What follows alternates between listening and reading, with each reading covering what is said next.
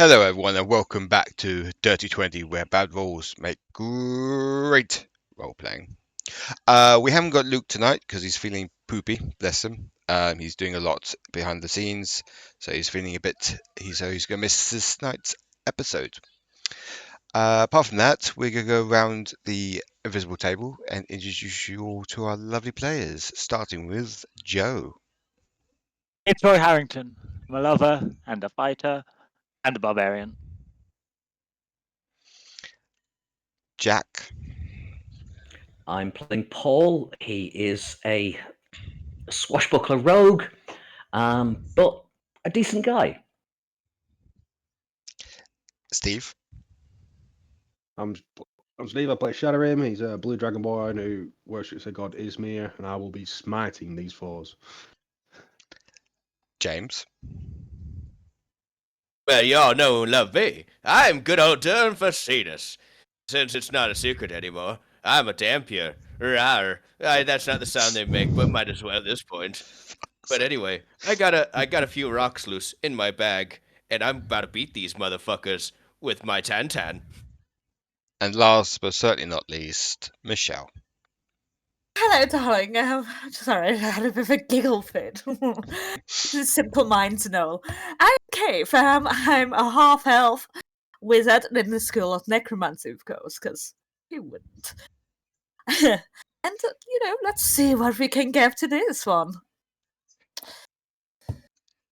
So, the players are ready. This GM is ready.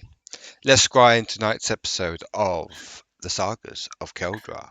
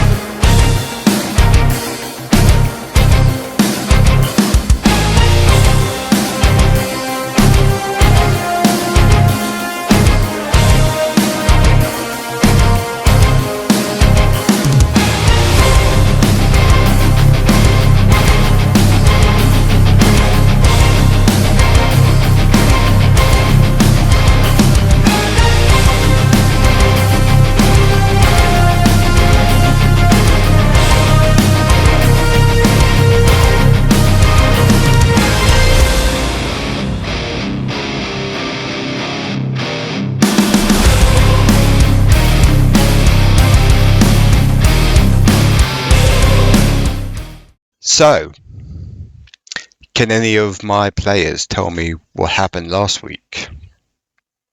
Well, I don't mind describing it if you wish. Without the technical difficulties. Oh, please do, Facinus. It's absolutely riveting. Well, you see, first off, we got kidnapped by a spooky pirate person. Not really that spooky, actually. Kind of very hospitable. He was very nice to us. He was pretty gentle, understanding. We were on a ship. We were running away from the Dovorians, I believe they were called. Yep. The people hunting Jack. Sorry, Paul. I can't remember. Too many voices in my head. But after that, my character had an issue because he didn't technically feed. The captain arranged for him to eat someone that was of adequate quality for what he is desiring.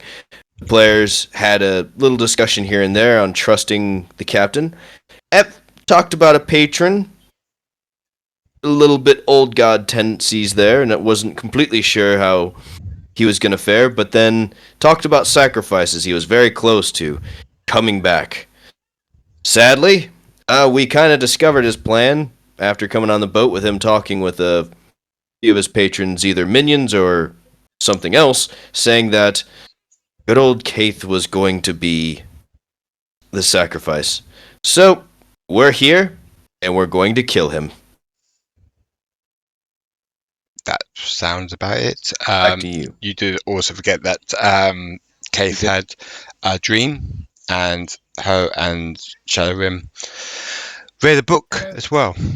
Well, while I have the audience undivided attention, I can tell you, there's a terrible crime that's about to happen. And it's going to happen on this very vessel. Oh no, I'm not going to be shut on by seagulls, am I? Well, I just wanted to add an addendum onto that. Paul has started the fight by stabbing Captain. Oh yes. So, Oh yeah, I forgot that was the end part. Mhm. I do apologize.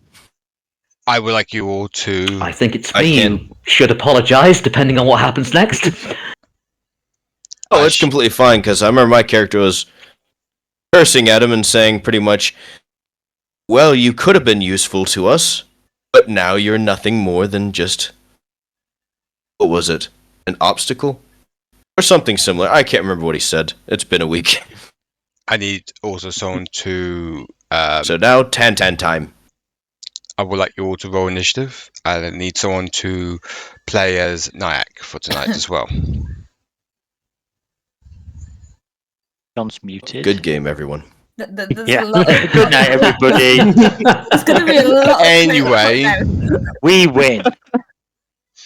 Hello, I'm back. We now. won D&D. You Yeah, didn't the win. Oh, no. captain's dead. We'll I talk on the would ship. like everyone to roll me initiative. Woo. And I need someone Who's to. looking after Nayak? Yeah, that's what I want to ask. Who would like to I take will. as. Okay, you'll take as Nayak. So I need everyone to roll initiative. And Are we even aware that the fight started up there? Ooh, that's No. good. I will say for the first round, it'll just be Derrum and Paul, and then you finally hear there's a battle going on, and then you come upstairs, and then I want you to roll initiative. So I just want Paul and Derrum to roll initiative, please, at the moment. You told everybody. You died. Okay, that was 18.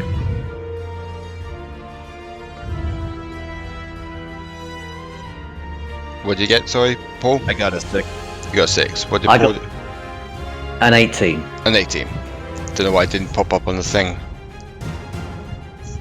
It's in the roll 20. Okay. And I just... No, well, I mean, normally Paul would strike and then retreat, but I guess I'll just leave it for dramatic effect and Mhm. let you tell me what happened.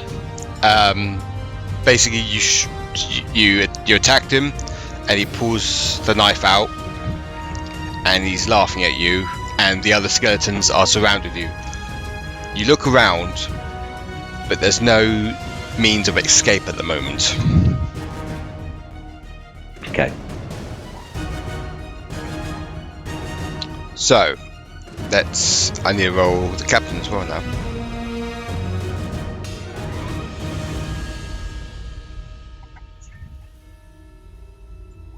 You get a 9. So, top of the initiative, Paul. Alrighty. Well, I mean, I don't know why he's laughing.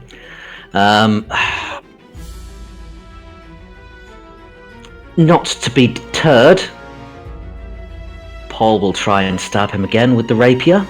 Go for it. 17 to hit. Hits. Okay, for 5 piercing. No ally to help with the sneak.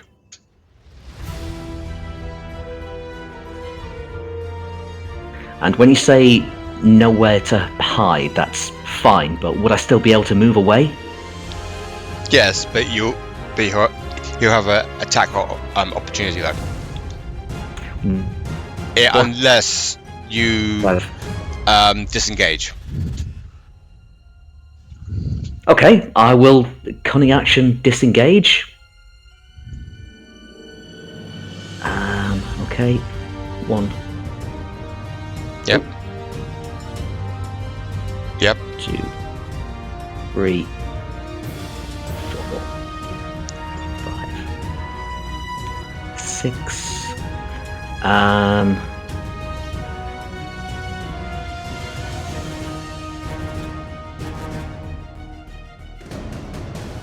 Yep, that will be it. Okay, it is the captain's turn now, and he's unsheathed his saber and he's charging right at you, Derrum. Awesome. So he's going to attack you with his sword. All right. 22 hits.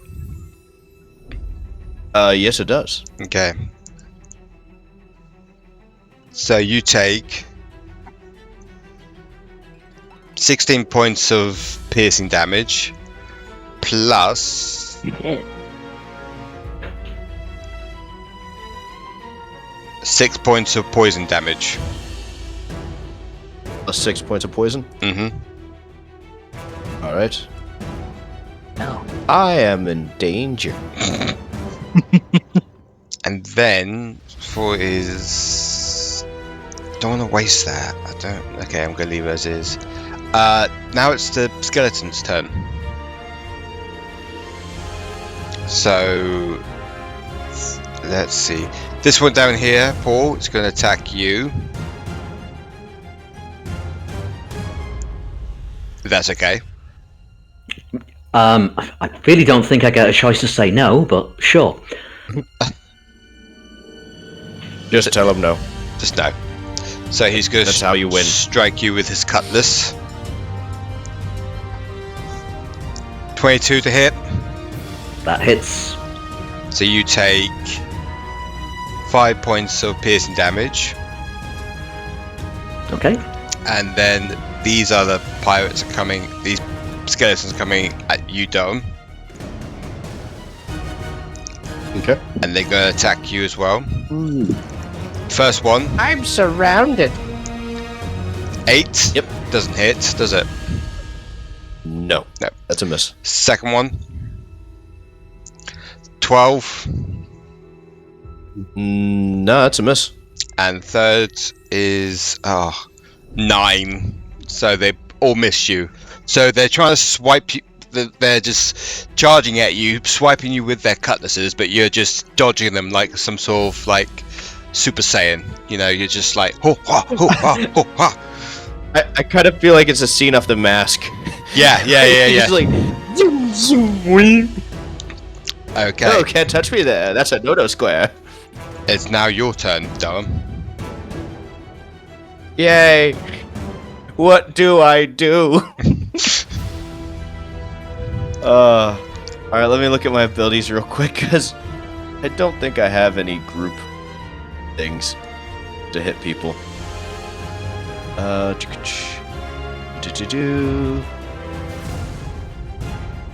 that's only one, that's only one. That's only one. Well, damn it. I'm gonna go straight for the Tales from Beyond. And I think I'm going to look at these real quick. You know what? It's working so far. I'm doing the Tail of the Dragon again. Okay. So, let me get up the appropriate name for this one. Well, pretty much, after getting slapped to shit by the friggin' captain, Yeah. and then somehow, while bleeding out, he's like, no, stop. He's just gonna quote Zarlatan, friggin' Rube's name. Mm-hmm. And you just hear him say, well, it seems like this vessel will burn like all those that came to the ports before. And I'm going to do a 30-foot cone. Ooh. Each creature within that area must make a dexterity saving throw, Which cone? taking fire damage. What? 30 foot. Yeah. Are you gonna do it up here or below you? I'm doing it towards the captain. Okay. So that's So, four skeletons. That's it's 4 skeletons and the captain. try it. Go for it. Was it So like they that, just bro? need to make a dexterity saving throw. Okay. Do the, And I I'll, believe. I'll do the skeletons first. Okay.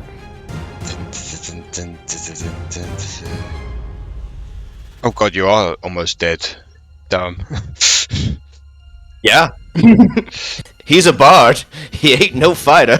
Okay, the first skeleton. Sorry, buddy. One of you shout. One of you shout. That's fine. I can stand my ground. My character wants to die.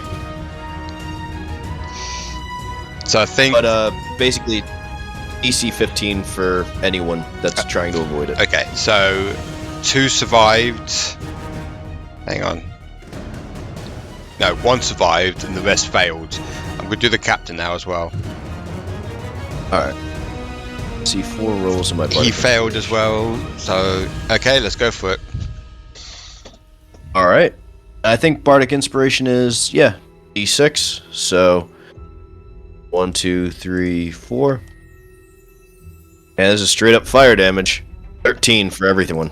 Okay, so I will tell you now. And what about the ones who saved? Is it halved? I believe so, yes. Okay. Let me double check that for you. The breath weapon is half. Yeah, it's half. Okay, so those 3 skeletons are dead. You'd be happy to know. Yes. Very happy that there's 3 less. And okay, all right then. After hit, I tell you that's all you can do, Derrum. At the moment, yeah, I don't believe I can really disengage from this at the moment, Okay. so. After hearing all And this, plus, I'm kind of telling a tale. Oh, sorry. and after you've heard all this, underneath, like Caith, Shadorim, Fitzroy, and Nayak, you hear the battle going on. So you quickly shoot up from the cargo hold, and you see kind of a Derrum wrestling 4 undead people, and Paul trying to face off the Captain Jack Sparrow wannabe.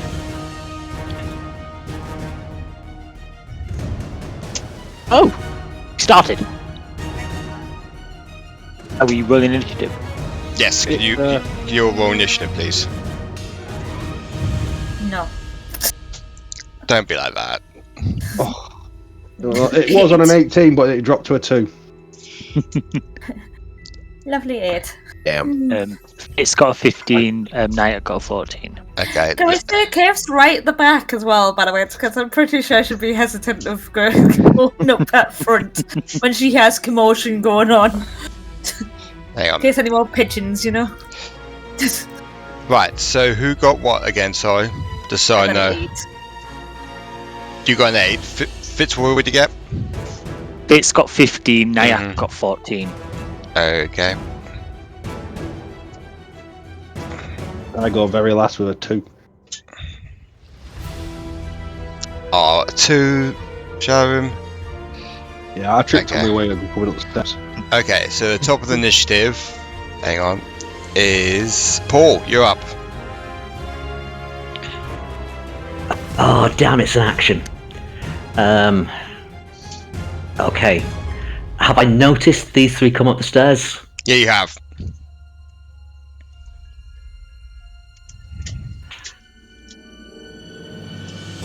Okay. Free action to talk, 6 words. He wants the necromancer! Save her! Sorry, what? Oh. Maybe back downstairs. And then I've drawn a bit more attention to myself than You I have, normally yeah. want to. Well, let's try and give Jack Sparrow a stab. Okay, go for it.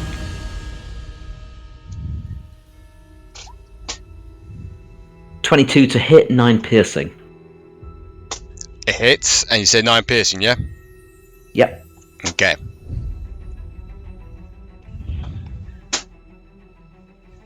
Is that what you can do, sir? Well, having hit swashbuckler silly things. I can just move around freely. Okay. And now that I've attacked, offhand attack to this weird guy here Okay. with a dagger.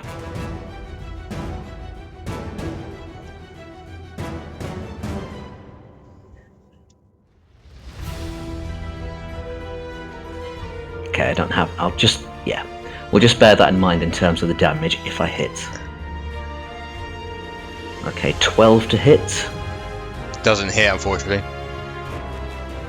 Just as well, it would only have been 1. Ah. And that's it. So because you made yourself known, this specific skeleton pirate is coming after you now, and he sees you try to stab him, and he just dodges. He just give you that sort of like but with but he's got rotten teeth and like his skin's falling apart and everything. So it's quite a grim sight.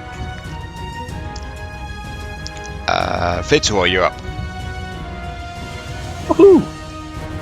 So it is going to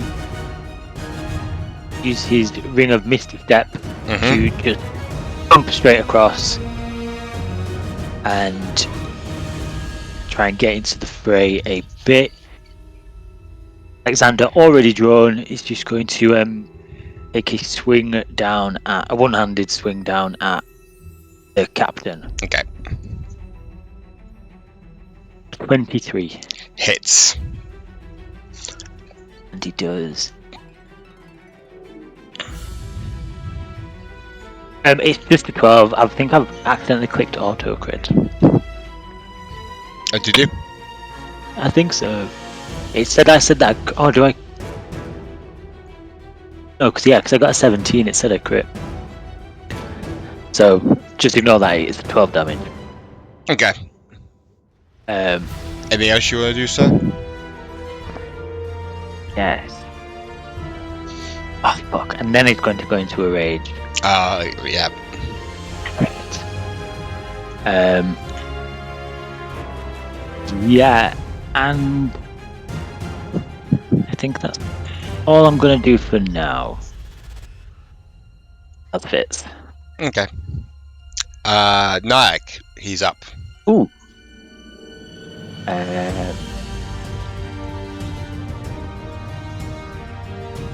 So Nayak is going to fly up. He can fly, right? Yeah. Fly up Mm-hmm. just to get up here. Okay. He's standing up there, just so he's not in anybody's reach. And he's going to cast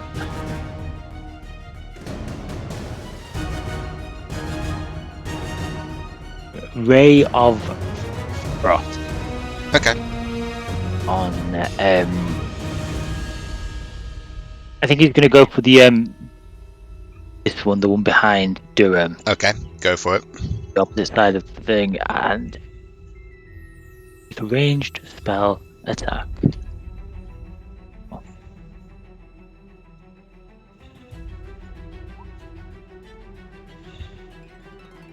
Oh, so the first one is a crit. Oh. So I rolled twice accidentally, but the first one is a crit. Okay. So what is? Go for it. God, maybe we shouldn't have wanted to do this.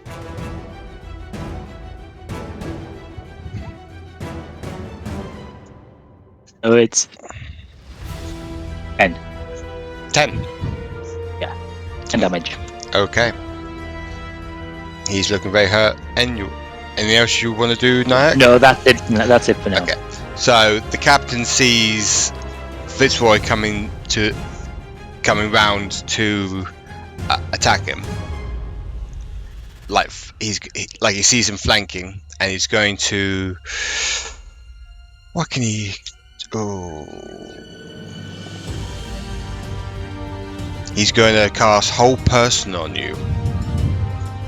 What's this? On Fitz. I need you to make me a wisdom saving throw, please. Wisdom saving throw. 6. Held by magical hug. So he sees you attacking the other pirates or the other skeleton pirates. He just lifts up his hands and whole person, and you're just fixed into place. You won't be able to get out until your next turn. Yeah. And then he's going to cast.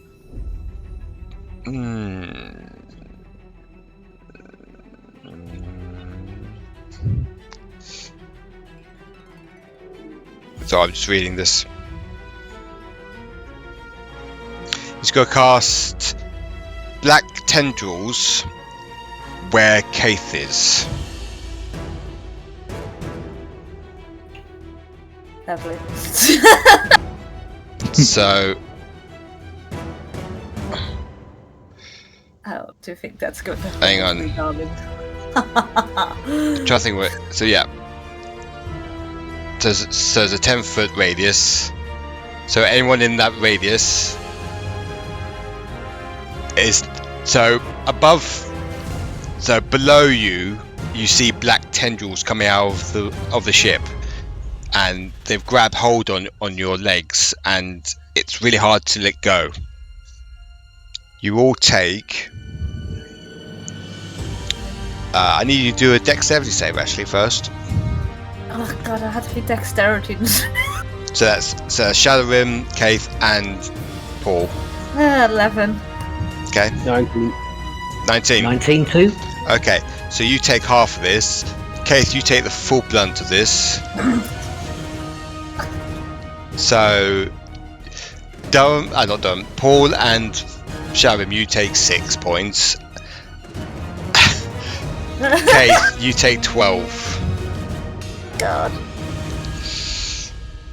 Ow. Tentacles were meant for you the whole time. Are there any other effects? I had to ask. You shut up! Oh, what? A creature that starts its turn in the area and is already restricted by the tentacles take 360 bludgeoning damage. Wait. If we passed the save, are we restricted? Yeah, you're still restricted, but you take half. Oh god. Yeah. Oh, okay, so Caith's just literally going to die at the start of her fucking turn.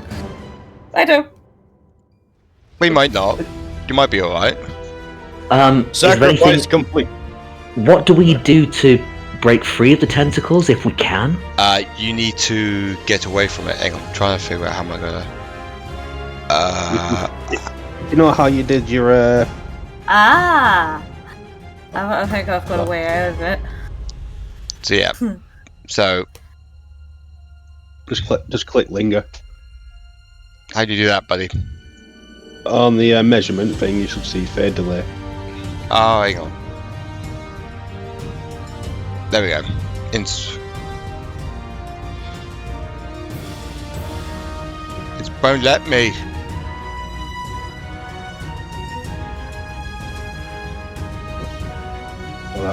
What do you need it? I better for you. That's better. Yeah, perfect. So anyone in that area is now restricted, and you need to leave the area of the ship. So where are we now? Captain's done his duty. Caith, you're up. I'm gonna roll 3d6 damage first. Yeah, let's see if Caith dies then. No, come on. I've only got 10 hit points. It's 11 bludgeoning damage. Caith is fucking Is there down. no save? It doesn't say actually. I'd imagine so, because George is already restricted, right? It just says when the creature enters the area affected for the first time on the turn or starts its turn there, the creature must succeed on a dexterity saving throw, bludgeoning damage, and be restricted or restrained by the tentacles until the spell ends. The creature that starts its turn in the area and is already restricted by the tentacles takes 3d6 bludgeoning damage. Okay. I just imagine you see the fairy life being squished out of fucking Caith, and then she is down. You could have done. A creature restrained by these tentacles can use its action to make a strength or dexterity check against your spell's save DC. On a success, it free itself. Do that. Anyway, it's the skeleton's turn now. There. This one up here is going to attack you, Derrum. Not Derrum, Fitzroy, sorry. Oh. Hey. Ooh. Hang on. It's good. Take his cutlass out. That's a 7. Doesn't hit you. Nowhere near. Completely misses. These two down here. Actually, these three up here are going to attack you, Derrum, actually, again. Alright, when's my initiative in the round? Because I don't know if Nayak or me have went yet. Nayak's gone. You had a 6, so it'll be after these skeletons. Oh, okay. Sorry. It's alright, don't worry.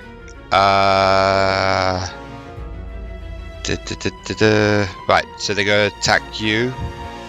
First one. 6 doesn't hit you. Thankfully, no. 11 doesn't hit you. Nope. And a 13 doesn't hit you. Does it? No, it doesn't. Barely missing. So again, you're missing all these. You're just, playing your 10-10, just dodging these attacks. You're up though. Okay, just... Yeah. Alright. Just see him, bleeding out as he's, trying to dodge shit, just slapping his 10-10, fucking just lazily at this point. But he is, going to do one thing. Okay. The captain is the one who's doing the tentacles, right? Yep, he is. Alright. You see Derrum face him as he reaches in not the normal bag he has. It's a very small and looks like a very worn piece of leather. Mm-hmm. Tiny bag, and he pulls out one stone. And as soon as he does, you can see his hand almost looks like it's necrotizing. It's turning skeletal and corpse-like, and even his face is. He begins to bestow another tale. Okay. And he's going to use the Mindbender tale on the captain. And as he does, he's going to say, "You think you have control here, simple corpseling. But you are nothing compared to the greats. You are nothing more than a puppet to be used by others." And now I need him to do an intelligence saving throw. Oh no. Difficulty of 15. 15. He got it bang on. That was on a 19 and they rolled to a 1. So I got a 2. Well, he takes 3 times my bar expiration, and he's also stunned until the end of its next turn. So, I think the tentacles are gone. Yeah, the tentacles are Whole now person? gone. And whole person, yes. Yes. Yep. And he takes 12 points of psychic damage. Oh, and As I'm. he just... Well, go ahead. I'm stunned, yeah? Yeah, he's stunned until the end of his next turn. Try to remember what that means. Stun creature. Oh. Okay, fair enough. Okay. So the tentacles are gone. And Fitzroy has not been paralyzed anymore. I can move. Is that what you can do, Dom? That's all I can do besides talking shit to the captain. Okay. Great turn. Shadorim, you're up. Seeing that he is stunned, I am going to you will not hurt Caith anymore. I'm going to cast as a bonus action Searing Smite onto myself. Okay. I'm going to run up to the captain and take a good swing Go for it. with advantage. Yes, because I guess you get advantage. Yep, because he's stunned. Bitch can't move. He's enthralled in my epic takedowns. Oh So shit. that was a 21 to hit. That hits.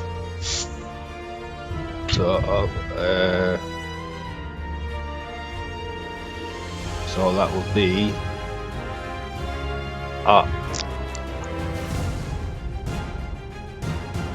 9 for that. Yep. 1 second. So he is now on fire. Oh, okay. He takes 1d6. Oh wait, next time you hit a piece of me. Right, you have to do a con saving throw on each of your turns, or you take fire damage. Right. So okay. So okay. Fair enough. I'll do that next turn. Top of the initiative. No, I'm Oh, not done yet. oh. Oh no. And I am also going to smite. Oh god. Where's my smite? Where are you, divine smite? Is he undead? Yeah, he is. So he takes an additional 1d8. Mm-hmm.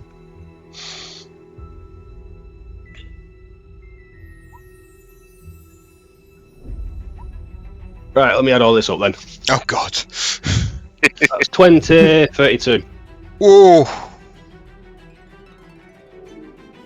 Okay, he's looking very hurt now.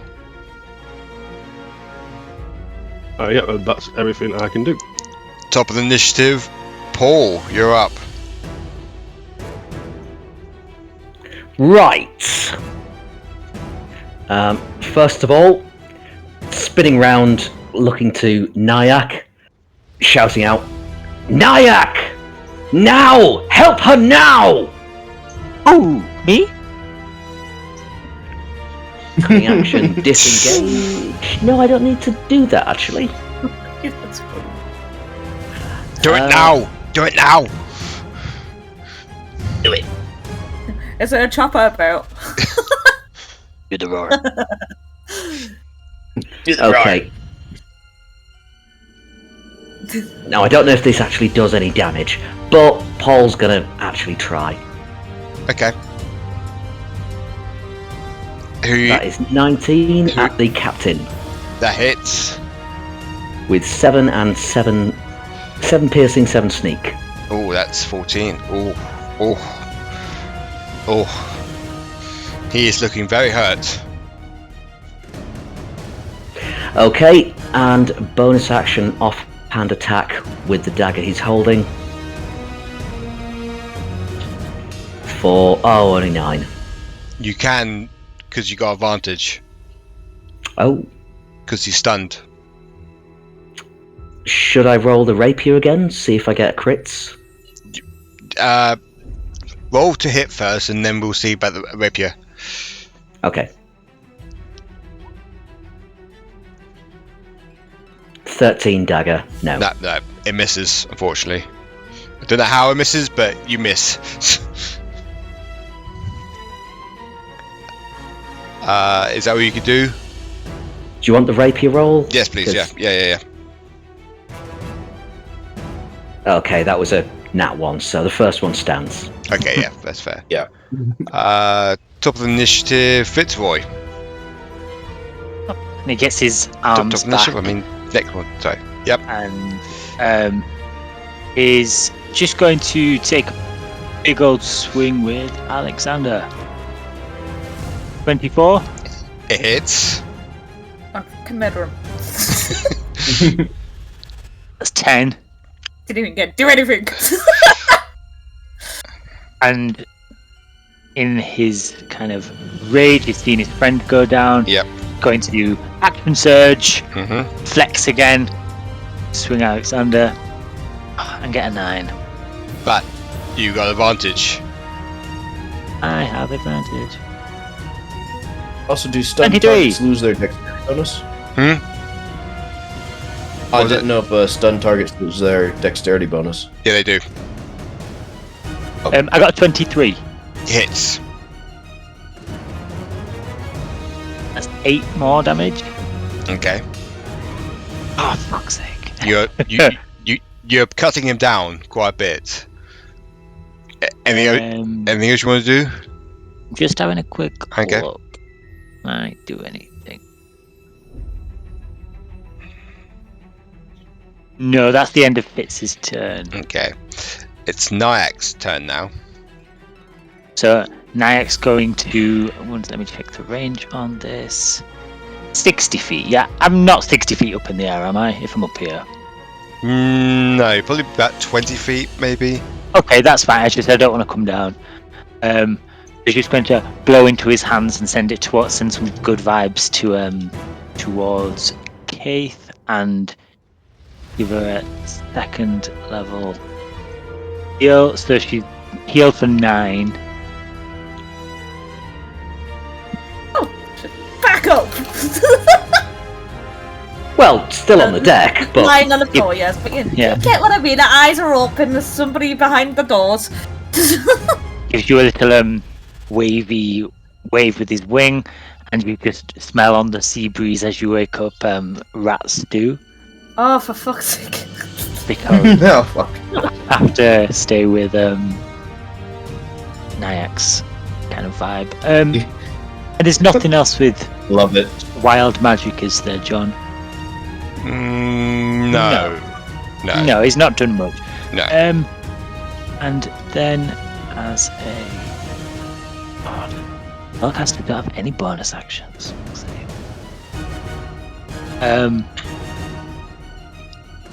well, I Yeah, think no, I'm the doing heal- Nayak. the healing word was the. Yeah, no, Nayak done. I'm not going to waste all his stuff. Okay. Caith, you're up. Okay, she's probably gonna use a movement to stand up. Mm-hmm. Leaving very fucking heavily, like, I just seen my mother. And she's looking around and probably fucking scared to fucking death right now, and she just kind of probably doesn't want to be here right now and wants to heal herself, but obligation, so she's just gonna cast false life on herself. Okay. So she's gonna give herself 12 points back of temporary hit by HP. Yay! Is there anything else you want to do? And yes, she's just gonna. Well, why is it not scrolling? I don't like that. Hang on, was that 2 seconds? No, that was an action, so I can use. And she's going to Misty Step as a bonus action, and she's going to probably move all the way back here, out of the reach. Okay. Is that all you can do? That's all she can do. Okay, it's the captain's turn now. What do I need to roll? It's a con D13. Con D13. I got a 14. Oh, okay, So that, you don't take it. okay, Fire damage. but I do need to get myself out of stun. How do I do that, Derrum? I can't do anything, can I think it ends after the end of that turn. Yeah. I? Okay. It just says Okay. it's until the end of its next turn, and now it's over. Okay. So now it's the skeleton's turn. And I'm feeling a bit saucy. So Don't feel saucy, John. I don't like Whatever. sauce, John. Whatever the monsters would do, go ahead and do it. So this one here's going to attack Paul. Does a 23 hit? Yes, it does. Okay, so you take 5 points of piercing damage. Derrum, the one next to you is going to attack you as well. All right. Does a 16 hit? It does, doesn't it? It does. So you take 5 points of piercing damage. With that, he is down. And Fitzroy, the skeleton next to you, attacks you as well. 4-5, so it doesn't hit you. Okay. The skeletons near you, though, Caith, are running towards you, but they're not doing anything just yet. Good. Derrum, could you make me a death saving throw, please? I certainly can. I haven't done this in a while. Yeah, it's just roll D20. Oh, okay. I didn't. Just straight D20. I got a 14. That means you succeed. You get 1 6. You mark 1 on your success. Yeah. Okay. Oh. No, I didn't mean to roll it twice. Sorry. That's fine. Don't worry. Shadorim, you're up. I'm up. Right. Well, I am. What do I want to do? Oh, in 2 minds. We'll do that. Yeah. So I am going to go. Ismir, bless this sword to smite my foes. And Okay. cast divine favor on my sword, Yep. which gives me an additional 1d4 radiant damage.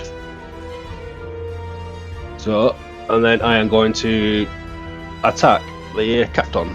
Okay then. Go for it.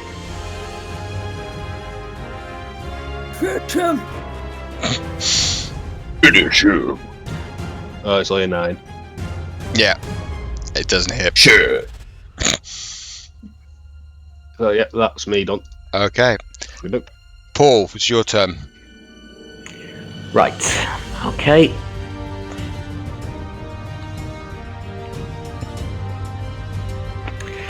I will attack the captain with the rapier. Mm-hmm. He's no longer on advantage to hit. No. No. 24 for 12 piercing and 5 sneak attack. So that's... Yeah. I can't do math. 70, thank you. Ho, ho, ho, ho, ho, ho, ho, ho, ho. Okay. Anything else you want to do, Paul? Why are you getting excited for? I'm not getting excited. I'm just like, that was so close. Oh, don't give me hints like that. Do it again! Actually, yes, I can. I can due to this this silly, overpowered subclass that I've got. Offhand dagger attack. For 21, 6 piercing, 5 sneak attack. Whoa! Nice going. Paul, Yes. how do you want to do it? Yes! The rapier is first driven into where his liver would have been. Mm-hmm. Look into his eyes. Never threaten her again. And the dagger comes in with his left hand into the jugular. You see black spews of black blood coming out of the captain as he's staggering, and then you, in a slow motion feel, you see him falling backwards as the life from him fades away. So does the skeletons. The skeletons just fall down, either decomposing right in front of you, and just there's just left as bones everywhere. All of a sudden, you see the ship slowly decaying around you. The ropes decaying. The sails, the cotton sort of like ripping and decaying. The wood getting more and more rotted by the minute. You do feel as well that there's water coming in as well from below. You have 10 minutes. You have 10 minutes to escape. I'm going to lay on hands on Derrum and pump 10 healing perfect. into him. Yay!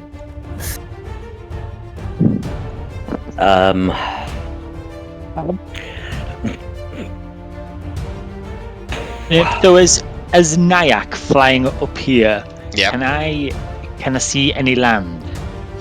Not in the storm, no. And would Well, at the back. Nayak know he could reliably carry anybody, or is he not strong enough? He can carry one person.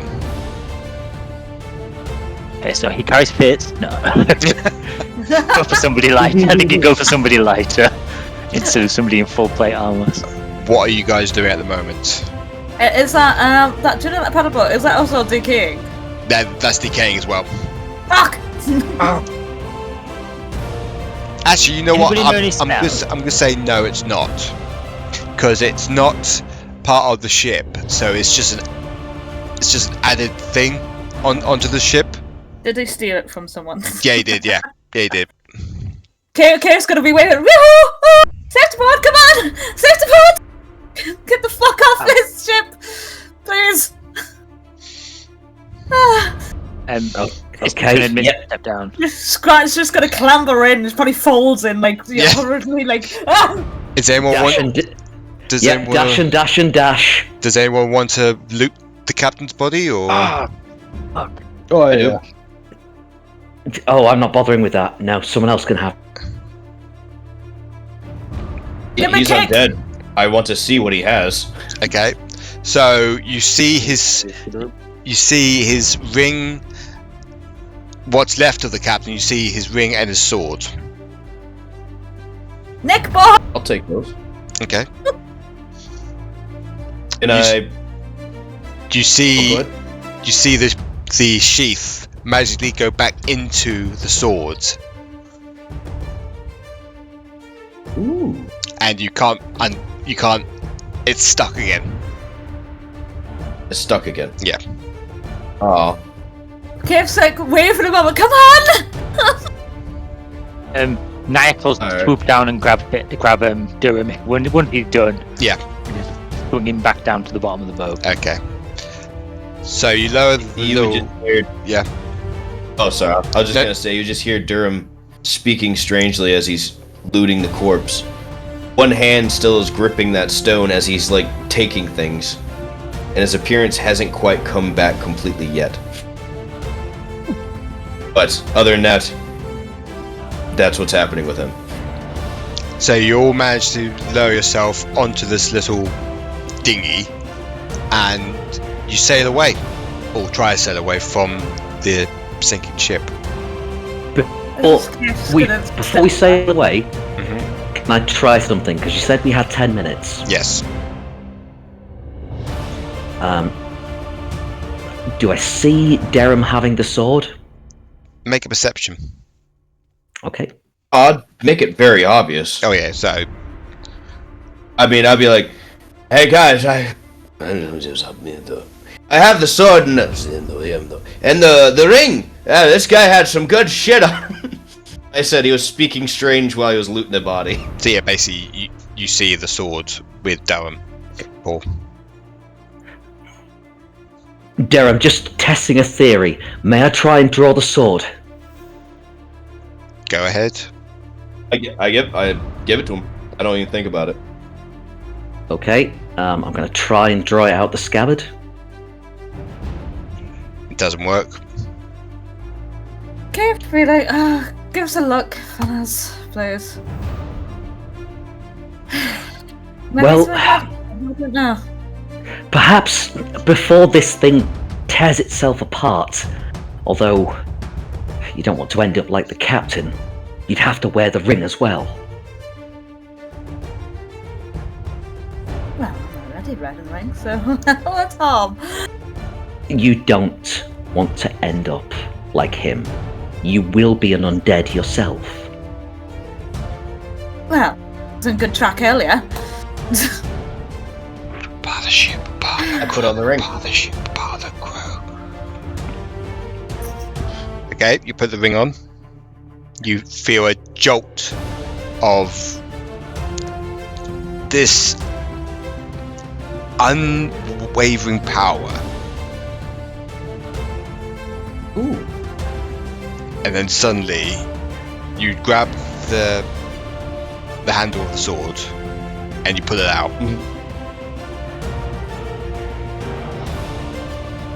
I guess I can pull the sword now. Ship, stop decaying. It still decays. Shit.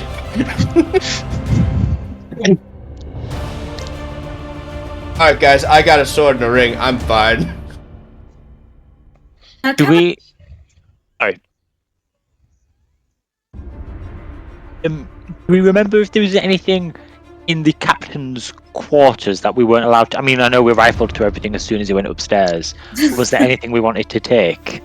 Like, is there a chance that all those jewels are not decaying? You've Since got metal and jewels don't. You got 3 minutes now. 3 minutes. You got 3 minutes now. You can. This is just gonna Yeah. misty step to the door, Okay. run down and just quickly just to see if he can carry anything. Or if there's anything useful. There's a few. Some of the coins have not. Some of them are like rusted, or like slowly rusting, or breaking. Useless. But there's a few on his desk that haven't rusted, that are in this little box. Yoink! Just gonna put it under his arm. And is there anything else? Like, can I just do a quick investigation Of just course to you can. see Yep. if there's anything that stands out? Like, Fitz is not a learned man. Like, I got a dirty 20. You see the book that both Shadorim and Caith had is still in one piece.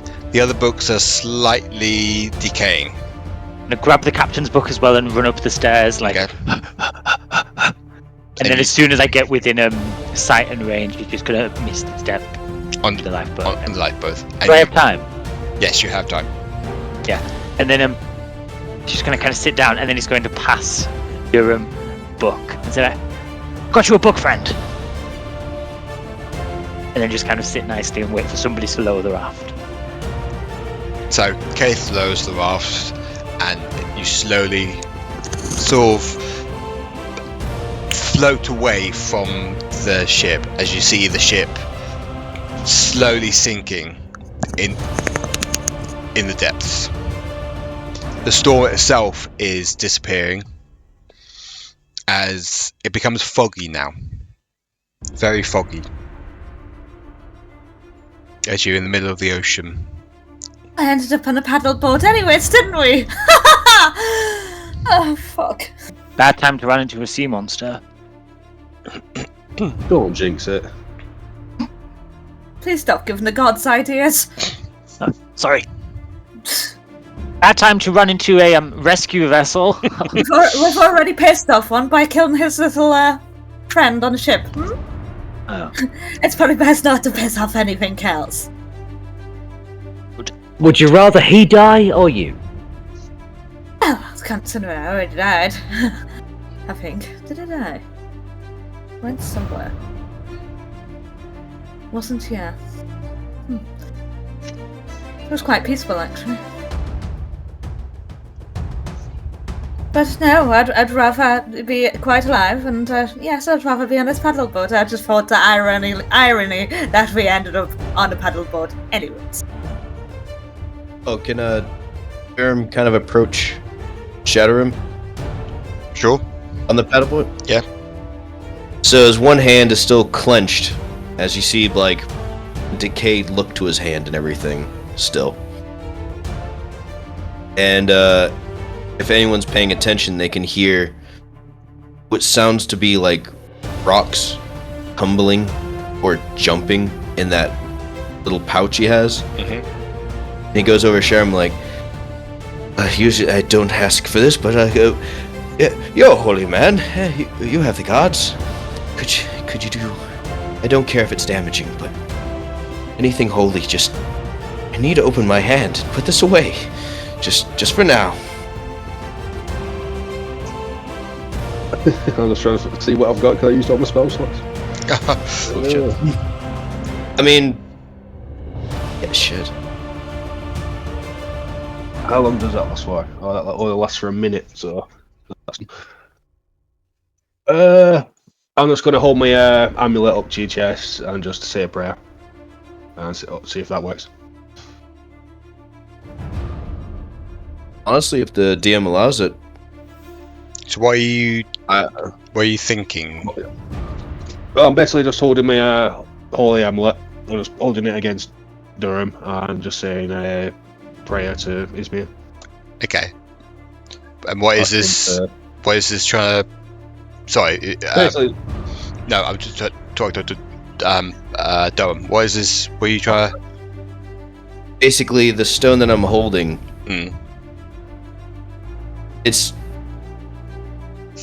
It causes problems for me. Okay. It's basically more of a roleplay thing. Okay. Yeah. No. I just diffuse it with holy energy is the only way I can drop it, but once I use it, I'm kind of stuck. Okay. But there's reasons, but that's for the future. Okay. You can roleplay this. Alright. And if it helps you, Shadorim, revenge is definitely something that's helpful on this. Because I definitely want to do something with him. And it is definitely more Derrum Facinus, but more cognizant. He's more like less airy and airheaded and all over the place, and more basically in the moment. yeah, when you start talking about revenge, you see Sharon say, "I know revenge very well." With that, he's able to unclasp his hand. He drops it in that small side pocket that he had, tucked away from everything else, and you hear the tumbling and jumping of the other stones stopping. Closes up the bag. His basically personages start going back to normal, his appearance and everything else. He's like, "Yeah, thanks. I got a really cool sword. Do you want it?" Oh wait, no. Oh, you said you wanted the sword. Do you want the sword? You talking to me? Of course. No, I just thought I might be able to stop the ship from decaying. But since I couldn't draw it and you could, and you couldn't stop it decaying, I'm fine with what I have. Alright. I'm gonna see what this ring does. It looks kind of cool. I'm gonna study the things I got, see if I can figure out what they do. And I feel like Fitz would maybe wait until an appropriate moment to hand him the book. I didn't realise Derrum was still going through it. I think Fitz can read a room. Fitz waits till he That stops is fair. mumbling and making weird noises and his magical stones stop rattling. Fitz waits until all the magic glowing has stopped. And then gives him the book. I think maybe after like about an hour passes, you'll see Caith physically looking a bit sicker than she was before, because her false life's fucked up. So she's just initially holding her sides and probably holding her ribs where she's literally got squished to death. And just keeping quiet at the back of the boat for a change. So after keeping... also- So, you go on. I'll just say now, how much health did I get from lay on hands? So I didn't 10. get a chance to put it down. 10? Okay. Thank you. That's it. So after that hour has passed, and Paul's just been quiet, just like taking up as little space as he can. So, guys, what's the plan? Pick a direction. We were heading north. With this fog, we can't really tell where north is. As I said, pick a direction. Well, that's all we can do, I believe. Nayak is going to set off and fly up to see if he can get over the fog, just to kind of get his bearing back, because he's star druid. Yeah. To kind of get his bearings by the star to see like which direction they need to go in. Make me a survival, please. survival. It's 17. Okay, so you go over the fog, and you look around. There's not really much land about, but you can tell what is north, south, east, and west. And the ship and the boat you're going is currently going east. So you need to try and get back on track. We need to turn! It's just that Nayak's going to try and fly in the direction in a circle around them to show the kind of the group which direction they need to turn to facing north. Could everyone make a perception, please?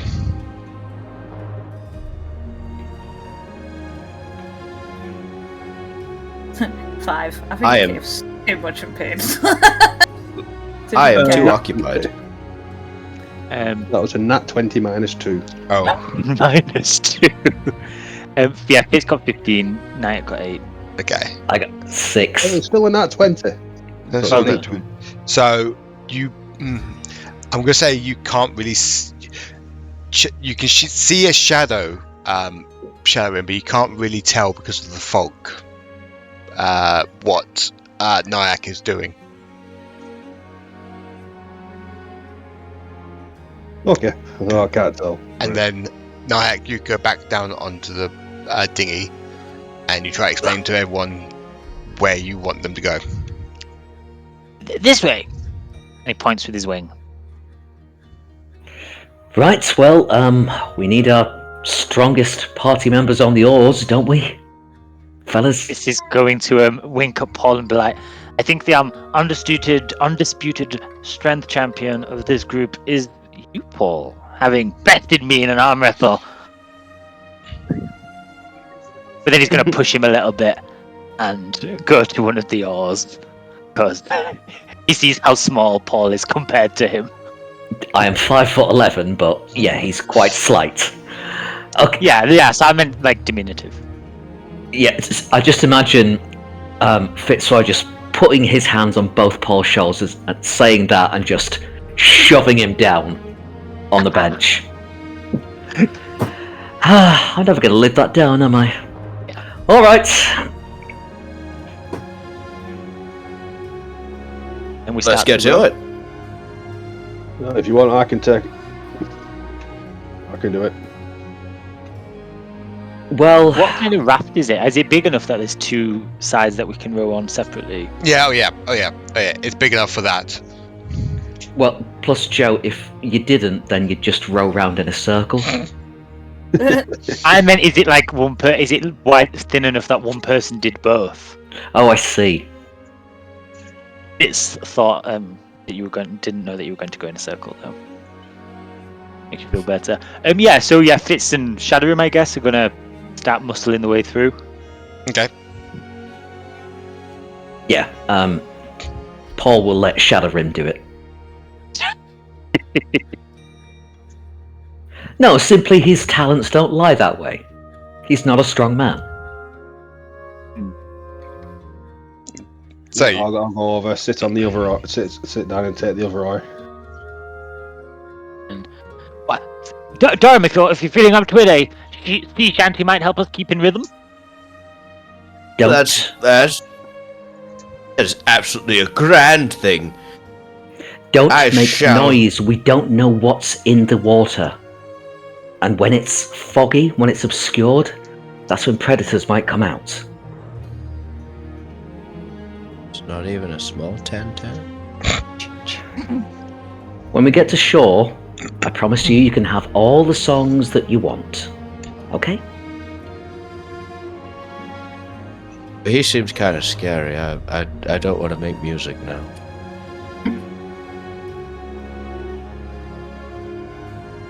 Okay.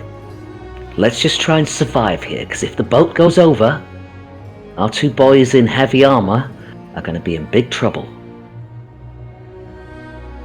Yep, I was waiting to see if that actually happened. I'm actually a pretty good swimmer. Oh, I can swim very good in plate armor. Oh really? Straight down. Do you want to test a theory? Well, like I said, it's called straight down. Okay, well, put it this way. I refuse to have to swim how many miles it is to shore if this boat goes over.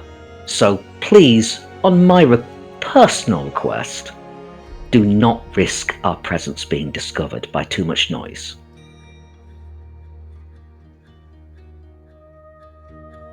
Hum quietly. So, you start to row. You start rowing. The fog is getting thicker and thicker. But to you guys, you think you are rowing to where you want to go. I would say after an hour and a half, maybe 2, you start to get tired and you take a rest.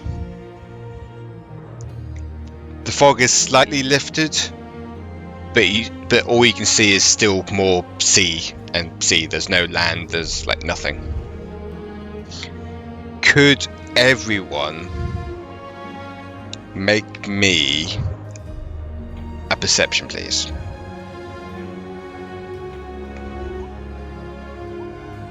$11. I am really not rolling that tonight.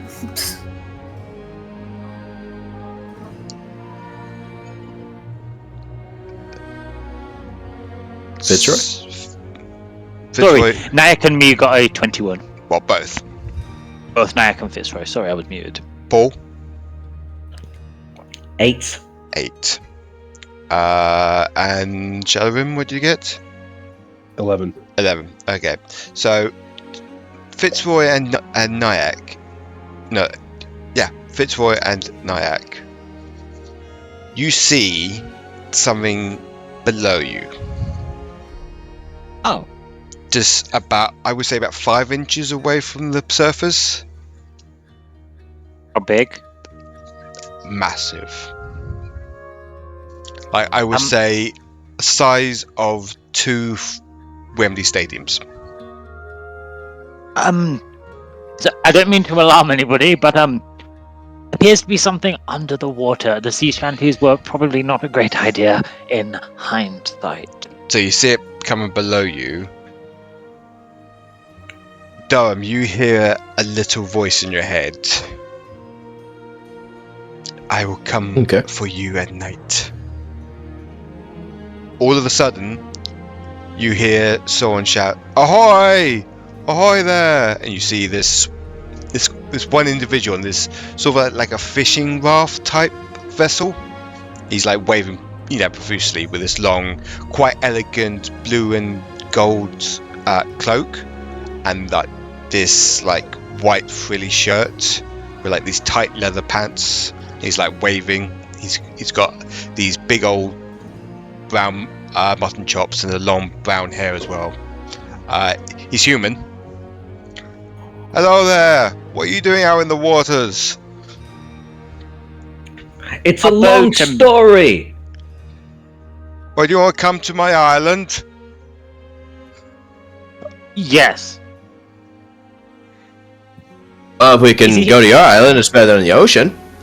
Is this person on a boat or they? Yes. It's quite a big boat. It's bigger than your vessel. I'd love to come to the island. Well, come aboard then, and I'll take you to my island, and you can have a rest. You all look very weary. This is going to look at his comments, and he's going to go because they're trapped in a lifeboat in the middle of the ocean. Yeah. But he's just going to kind of give them all a look. Like twice now, we've accepted help from somebody, and or not even accepted twice. Somebody's tried to help, and twice it's gone horribly, horribly wrong. So going to keep his hand on Alexander. Fine, doesn't look undead. Just tell him to throw a line. It's much better than the boat we've got, isn't it? Plus, he knows where he's going. He's fishing.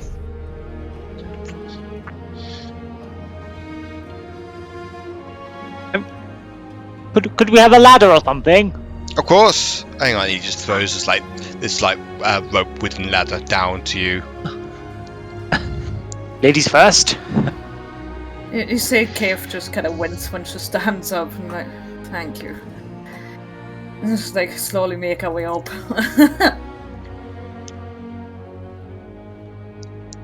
Fitz will go second. He asks you. I'm following everyone else. So what are you doing in the ocean then?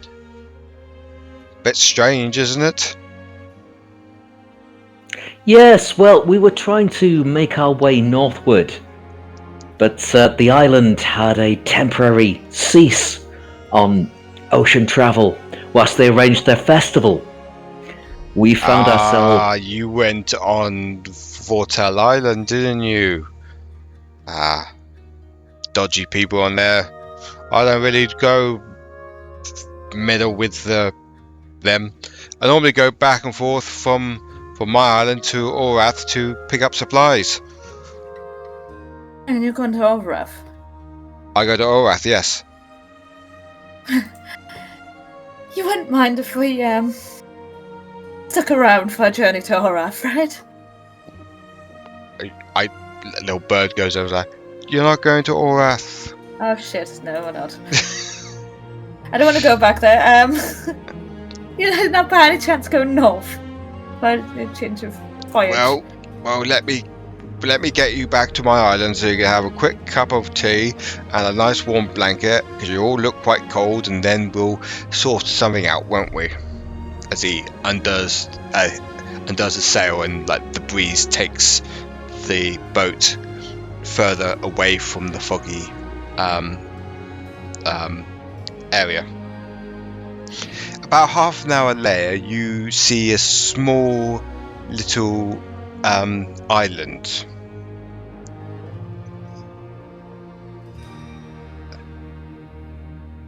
Which looks a bit like this.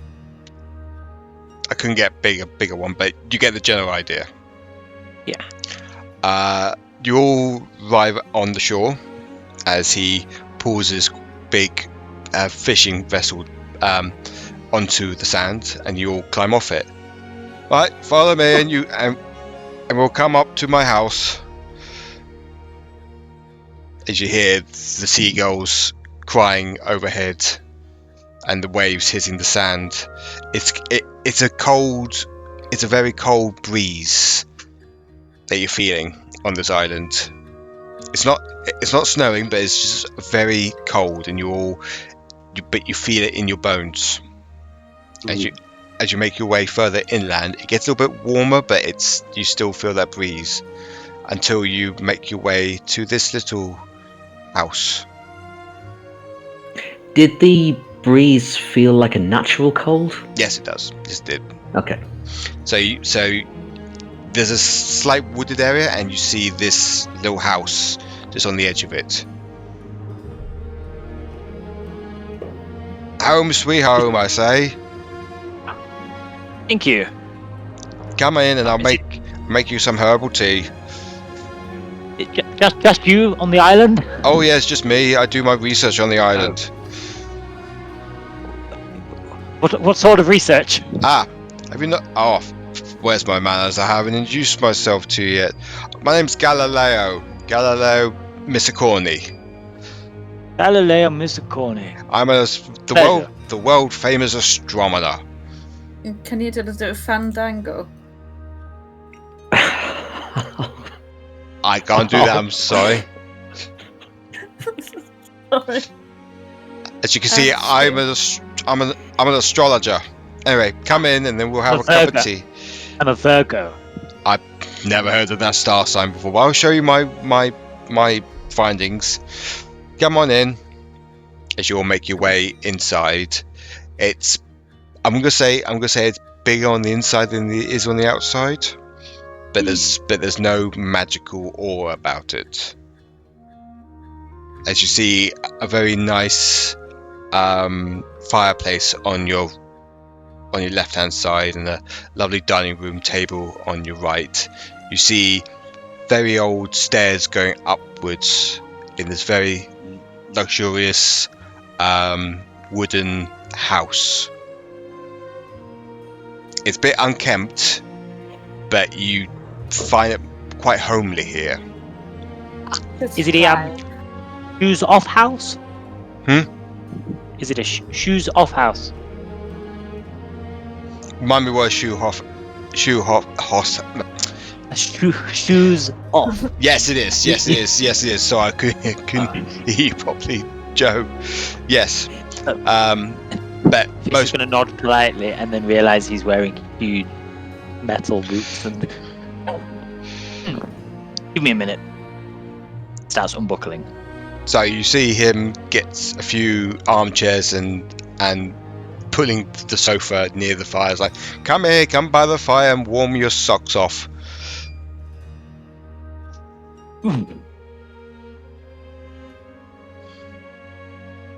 As he goes off into the back, which you assume it's the kitchen, you all huddle around this quite fancy fireplace.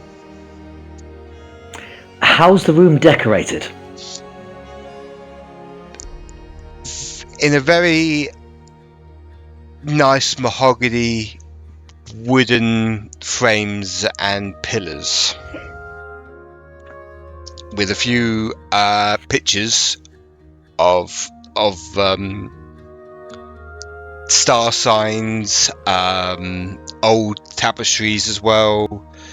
The room itself is a bit unkempt, like there's a lot of ash in the fireplace, but it's very homely. Okay.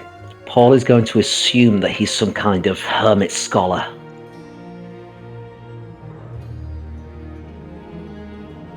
Okay, yeah, he is. Caith's not particularly bothered. She's literally hovered as close as she can get to the fire to get warm and feel a little bit better. Derrum's still gonna be playing with the ring and the sword and seeing what he can do. You also notice there's a cupboard full of fruit and veg on the side. It's quite unkempt and it's untidy, but it's quite homely. There's books on the table. There's half-eaten cheese, bread rolls. There's a few stools about. What do you expect from like a hermit house?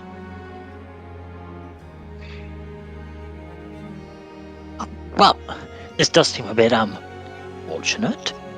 Fitz is stripped down to like his long johns, Oh, is it okay? holding somebody else. It's holding a little pile of this dude's cheese.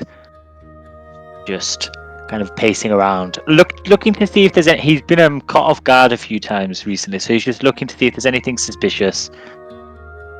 There's nothing. But not too deep. He's No. not looking through the man's drawers.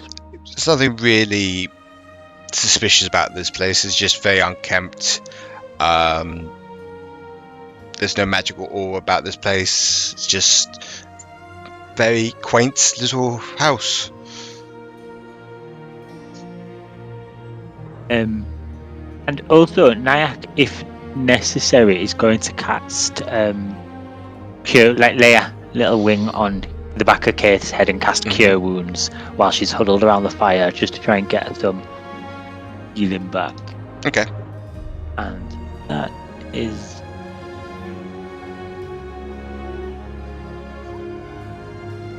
7 points of healing from Nayak to Caith. You see Caith's face probably like a little bit colour coming back to her face. And sighs a bit relief kind of thing, like a bit more comfort. So, our ribs are not hurting so bad now. Do we think we can trust this Galileo chap? Well, until he shows any signs of what he wants, can't tell. To be honest, I think he might just be honestly a nice fisherman. I'd err towards that. He seems like a weirdo. And weirdos are my thing. That explains a lot. I like you too. But excuse me, who's trying to say I'm the weirdo? Yeah, you got a man that talks to rocks. We have an owl that talks and casts spells. Ooh, me? We have Fitzroy. And we'll have Shadorim. Greatest hero of Kaldraa. We got that we don't even know who it is. I then noticed you you have left me me. out. You left me as the normal one. Maybe you're just a tad bit of normality that script needs.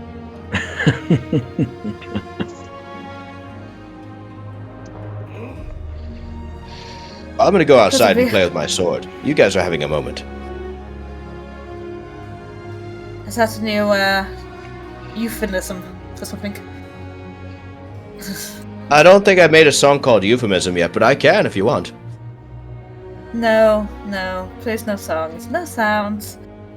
I am very, very tired for seeing this. Thank you, though. Anytime, just I want another.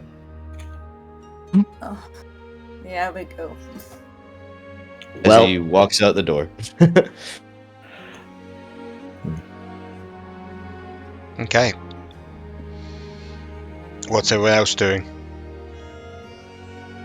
Caith's gonna have a look around and see if she can find some wine. Because, well, it's been a day. Okay. You have a look around. There's a couple of half-drunk bottles of wine. Fuck it. She'll pop the top off. Don't even bother to find a glass and just takes a swig. Caith, please, could you ask our host if he's okay with that? Oh, I'll leave some bloody money for him. Just... Alright. This is like yeah, Caith, as he's got a mouthful of cheese. Table cheese. So you just help yourself to cheese, and then he talks with his mouth full, so there we go! Alright, I'll apologise for both of your assumptions. I will leave Thanks, a Paul. tip. Don't worry. You notice the host comes back in with sort of a like a kettle, like a black steel kettle. Ah, I see you've made yourselves at home then. It's Yes, alright. It's alright. Sorry. And he puts the kettle on the fireplace. Wait for it to boil. Just be a few more minutes until we have that cup of tea. I'm sorry for my companions. Oh They- no, don't be. This place needs a good old clean up. I haven't had really much time really. Been nose in the books as it was. So no woman's touch, nothing around here. I haven't had a woman's touch in ages, love. If you get what I mean. Oh, by the gods, I regret asking. But no, this place hasn't had a good touch in ages either. So, if you don't mind me asking, Galileo, Hmm? why here for studying? Well, it's the best place to study, isn't it? It's out of the way. I mean, this island's not on any other map around the world. I mean, why not be secluded? I've been here for 20 years and no one's bothered me. Well, apart from you lot, but that's not really a bother. Galileo, do you have a map of the nearby world so we can orient ourselves a little better? Yes, so it's somewhere here. I'll go and find you one after the cup of tea. How about that? Thanks. But I'm curious as well. What are you trying to look into? Ah, you see, no one's actually studied the stars properly, like I have. And I've been doing work for the last 20 years, studying the stars, you know, the constellations and everything, and making my own, and making brand new star signs. Interesting. See, yeah, here in my book, see, and he opens this quite heavy book and everything, and he turns a couple of pages and he points out to this one star sign called the Warrior, and it's linked, and it's basically there's at the background there's like a few stars, and he's drawn like this sort of like childlike warrior with this sword. doesn't look like a sword to you, but it's just joined up in like to make this odd constellation, and there's like huge like paragraphs of like description of the stars and where to find them, blah blah blah. See here, What? this is called the warrior, and he turns to the page. This one is called the tower. This one's called the lovers. See, and I've been studying each and every one of these constellations. This could be revolutionary for star signs around Kaldraa. What star sign are you? Okay, so I was born in in about mid autumn time. So I would be the serpent. Think I might be the warrior. You probably will be. I don't know when you were born, or don't really want to ask because it's not my place to ask. But yes, been doing that. I have a sort of a laboratory up on the 3rd floor where my telescope and my instruments are. Maybe I can show you after a cup of tea. Build. Where's your other friend? Does he not want a cup of tea? He often No. sleeps outside. Is he okay? You have a gutter. Not really a gutter, but I have a small acre of forest behind me. I'm pretty sure you'll find somewhere. It's fine. Okay. Is he alright? Has he No, he's not alright. is he touched? Is he Possibly. okay? He's unusual, but he's always come to our side when we've needed him. Okay. Well, that's good to know, isn't it? I mean, a friend in need is a friend indeed, if you know what I mean. Very much, and that reminds me. Thank you, Nayak. Oh, no worries.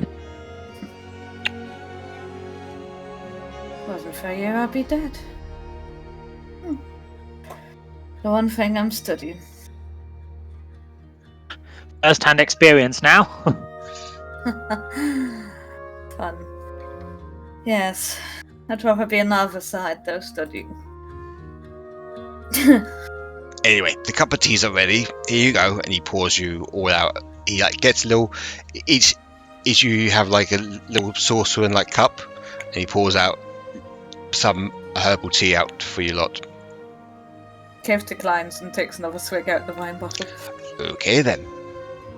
Do you mind, Galileo? I'm sorry, my friends are a little mistrustful.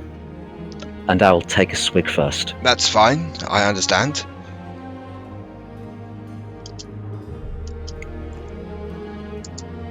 So I take a swig first? And you're fine.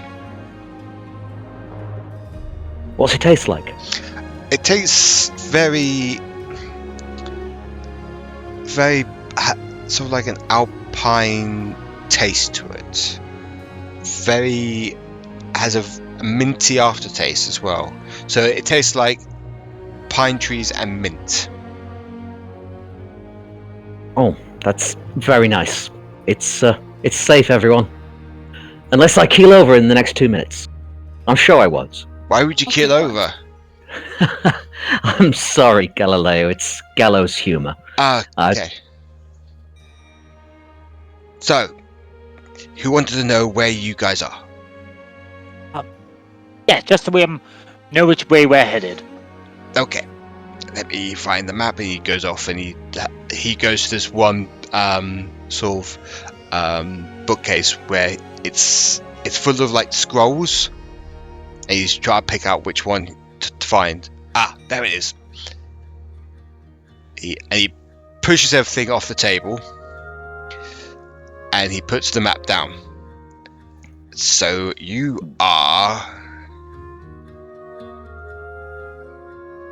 Now, if everyone want to have a look on rolled on D20 and on Discord, you're just north of Whitewater, and so you're in between Whitewater and Dawnsview in the ocean. There, you're about there. Which map am I looking at? Sorry. Hang on. It's called the Lands of No Veins. Hang on, I'll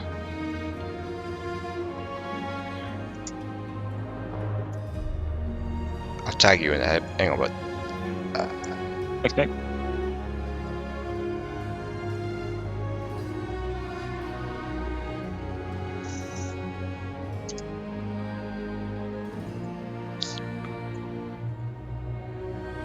so he pulls his map out, and it's where Whitewater and Dawnsview meet in the middle of the ocean there, and that's where the little island is. Oh, so at least a little closer. So we're right there. Thank you. Oh, it is a small island. Yes, it's just me. And the stars. And the stars, of course, and a bit of the wildlife. I mean, I like to see pigeons and squirrels come up to my house, and I feed them from time to time. It's nice. It's peaceful. Nayak is going to, on the mention of pigeons and squirrels, stealthily exit the house to go look for something. Okay.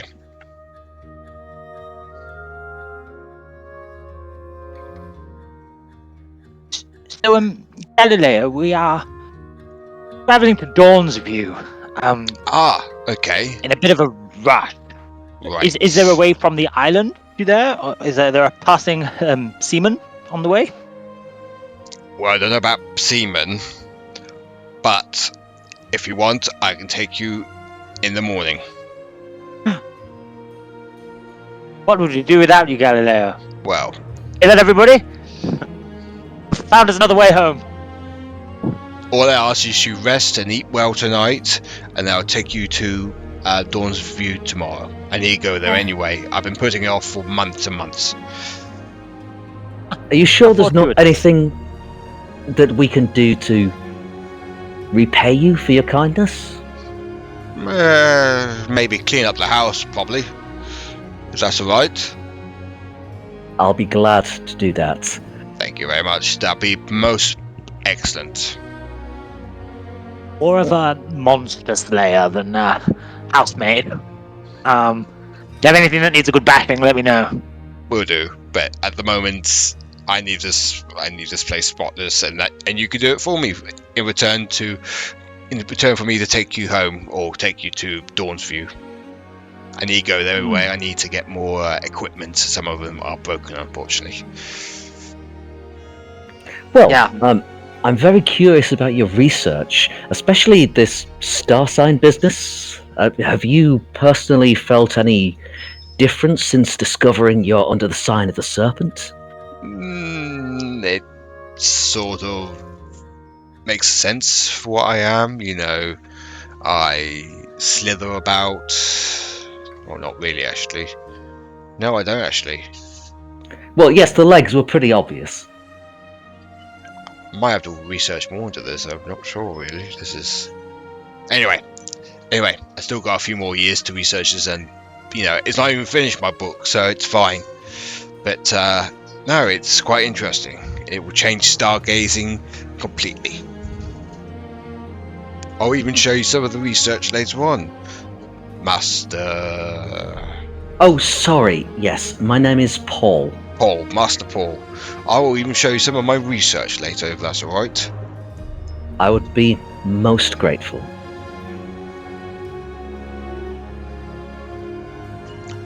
I'm just curious, what is Derrum doing at the moment? Oh, Derrum's just outside playing with the sword and the ring, trying to figure out what they do. Okay. You do hear a bit of murmurs from the ring and sword.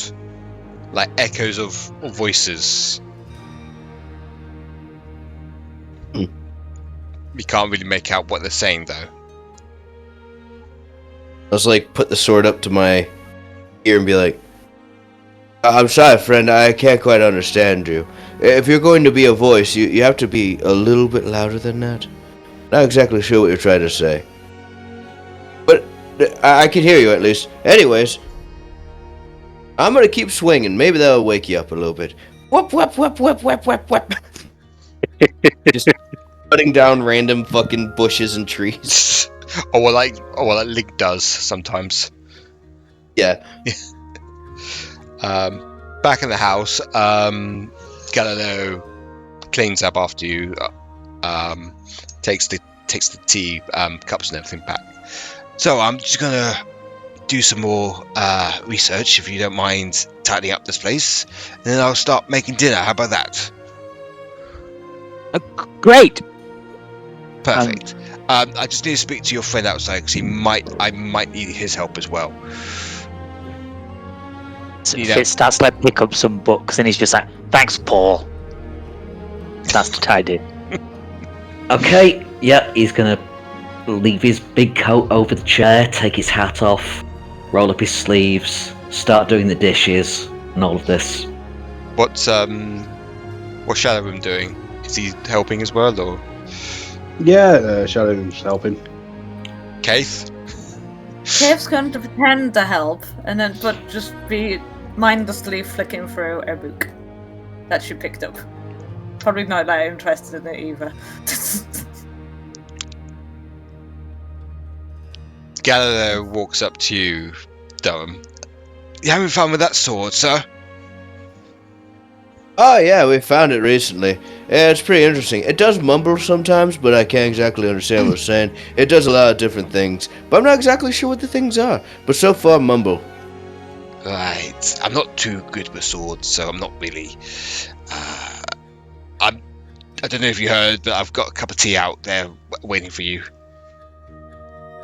Oh, a cup of tea. Oh, thank you. I'll take a cup of tea. And Also, I've also asked for your help as well. The others inside are cleaning up my house for safe passage to Dawnview tomorrow. that's right. We were supposed to go to a different island. Not this island, but another island. Right. Yes. So yes, have your cup of tea and then I'll make dinner. How about that, good sir? Oh, it's perfectly fine. I can also play instruments, and I'm pretty good with those. Magic. How about we have some cup of tea and talk about your music, shall we? Certainly.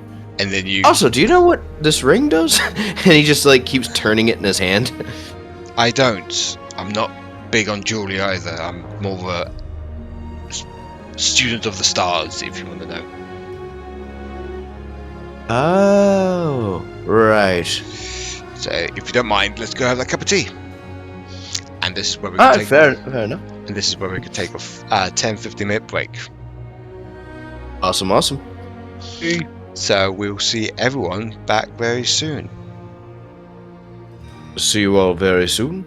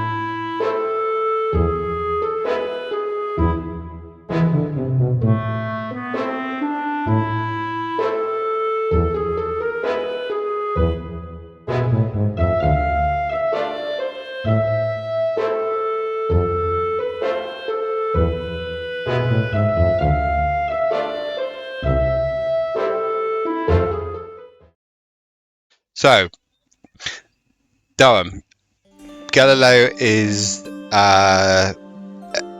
escorting you into his house. You sit down and have a cup of tea whilst everyone else is working.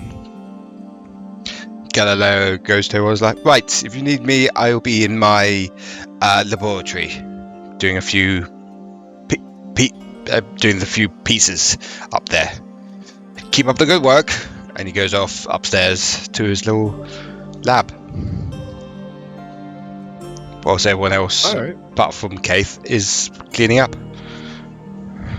I'm gonna finish my tea and I'll start cleaning up. Ding. Probably humming or singing a tune while I'm doing it.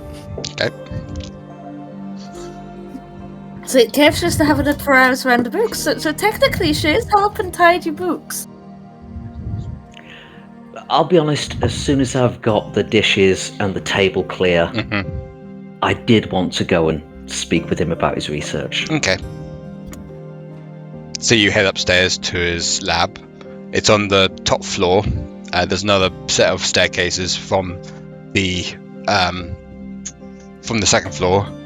You give a little knock, and the door opened wide, and you see him sort of jotting things down and trying to fix his telescope. That blasted thing. Why won't this work? Oh, sorry to intrude. Ah, Paul, is it? Yes. There, my boy. So I'm just trying to fix my telescope. It's a bit of it's not really moving around, if you can see. He's trying to push the telescope around from the window, but it's not moving at all. Well, not that I'm good with tinkering with mechanisms, but I have quite light fingers. Perhaps I might be able to help it? Well, by all means, have a little tinker with it. Blaster thing won't work with me. So it's not turning, is it? That's the problem? Yeah, that's the problem. Okay, I'd like to have a look at the mechanism that makes it turn. Okay. You see it's... To you, it seems it's... Can you make a... Ooh. Investigation, please. Okay. 16. You see it's clogged up with grease. That's why it's not turning. It just needs a bit of a clean off. Really? Yes. It's just... There's nothing wrong with the mechanism itself. It's just gummied up the works with the dirt. Okay. So just give it a bit of a spit shine, really. Well, unless you've got anything else to clean it with, yes, but we will need a cloth. But here's a cloth. He gives you this really dirty rag. Let me just go downstairs and see if we've got anything like soap or anything like that. Oh, soap. We haven't had soap in many a year. Okay, but I still have something that we could do to make this better. Okay. I'll be back in just a moment. Okay. So I'll go back down to Nayak, holding out the cloth. Could you make this clean for me? Yes, and Nayak cast prestidigitation to shove the dirt. Shove the soap onto it. Some kind of cleaning water, I don't know. Something prestidigitation can help with. Okay. Okay, and is there any vinegar around? Make a investigation check again. Or make a perception, actually. Oh, damn. Perception is much worse. 14. You do see a small bottle which looks like vinegar on the table. Okay. Well, I'll take that with me, as well as the clean cloth. Okay. Thanks, Nayak. And come back upstairs. And the idea is, much like cleaning a window, streak free, just a few dabs, take off the grease, a few dabs, take off the grease, and work around the joint. Yeah. Cool. So you do that for a few minutes, and the telescope looks to be like it's moving again. Should be fine now, Galileo. Ah, thank you very much, Paul, my boy. Sorry about that. Yeah, I can move it around now. Thank you for that. Now, what is it you needed?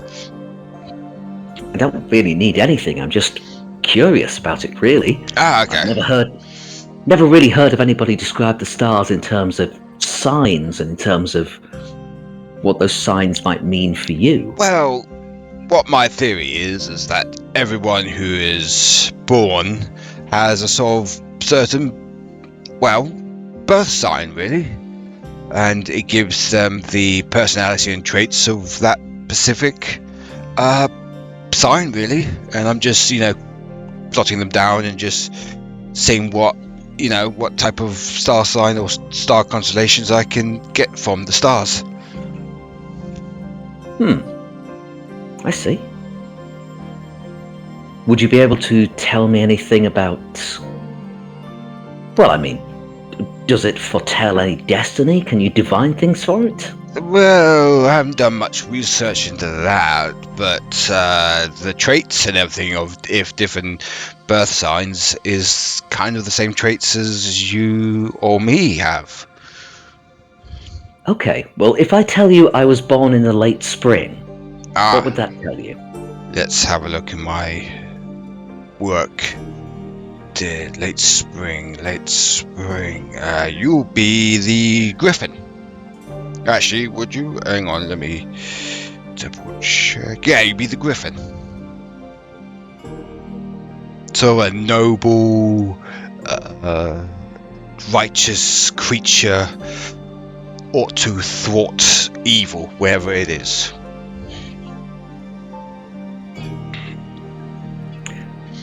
Paul stands there with a complete blank expression, not moving for a moment.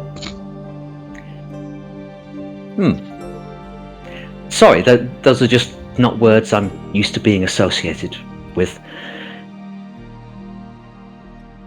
I mean, do these words give people comfort or greater understanding of themselves? Could that help someone? Possibly a greater understanding of themselves, I would imagine. Like I said, this is still early stages. I mean, I've been doing this for 20 years. It's kind of a painstaking thing, but I'm passionate about it, No, of course.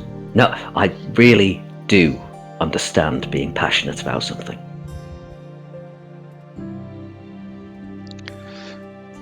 I see, okay. Well, I'm hesitant to interrupt your research more. I don't want to bother you. After all, if you hadn't have come to our aid, we'd certainly be dead. Now, would you now? How's that? I mean, I didn't even ask how you managed ending up in the sea like that, or alone in that little boat of yours. How trustworthy does he seem to me? Make an insight, please.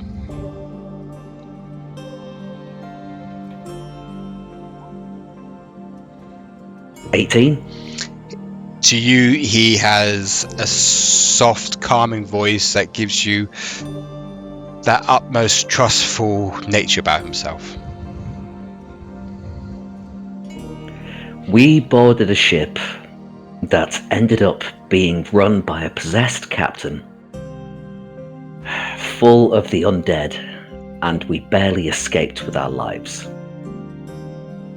Is that so?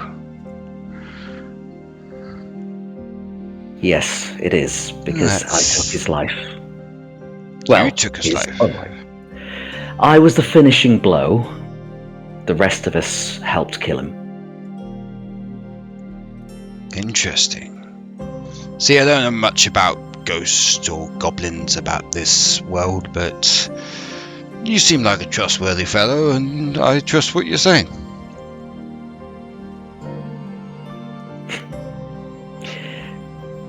And you do too. Oh, thank you.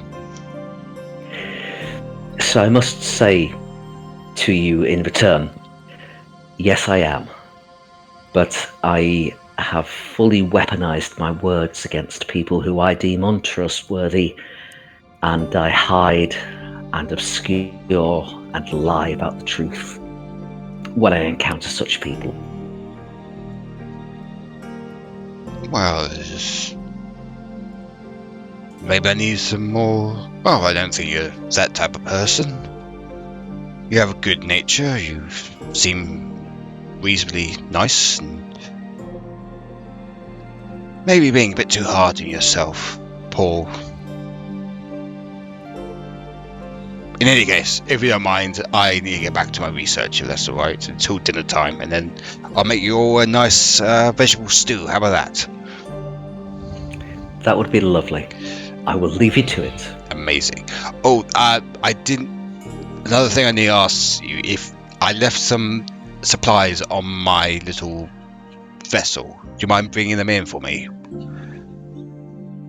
That's fine by me.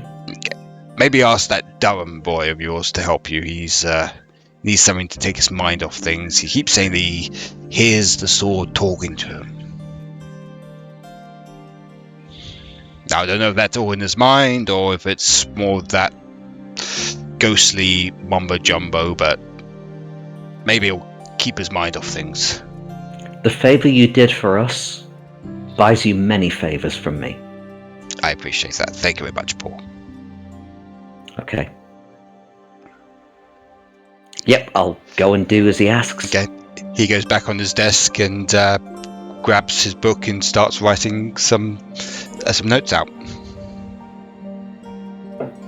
As you head downstairs, what's the downstairs like? Everyone who's cleaning. I say it looks spick and span. Caith's real the alphabetical order now. So you come down. So you come down. So you come down the stairs, Paul, and you see the downstairs area is very spick and span.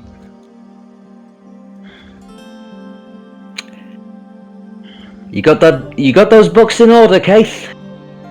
In alphabetical order, how there should be. Order is restored. Perfect. I'd expect nothing less of you. Derrum, Galileo has asked you and I to go and retrieve the supplies from his skiff. Would you come along? I don't see why not. It'll give me a chance to pull this out again. I'm tired of cleaning. It was fun. I got to sing a little bit. I annoyed the one that wants another drink. Speaking of, just takes another drink.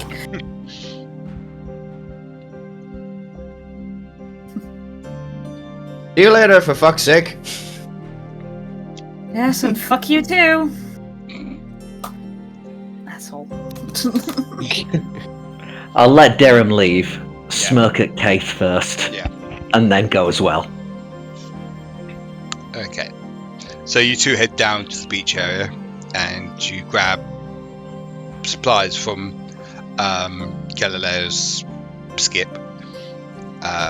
There's quite a lot of like food in these sacks that he's got, including a lot of bread. You manage to take them all back to the house, where you pop them on the clean dining room table. You all sit around. This guy seems loaded. Sorry. Okay, carry on. I want to see where this is going. I was putting the food on the table like, well, this guy seems pretty loaded. He has a lot of food. He knows how to live by himself, with his thoughts and the voices. Everything seems decent to him. He seems like a good person. I like him.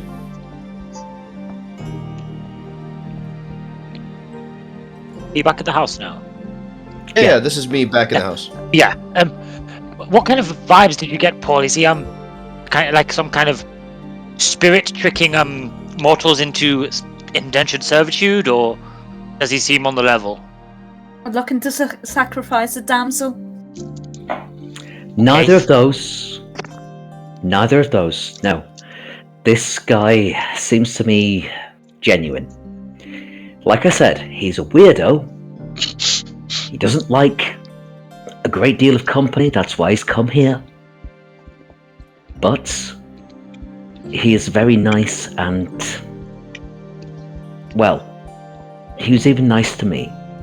He looked into how I am and said a kind thing. Must be good then. The wine.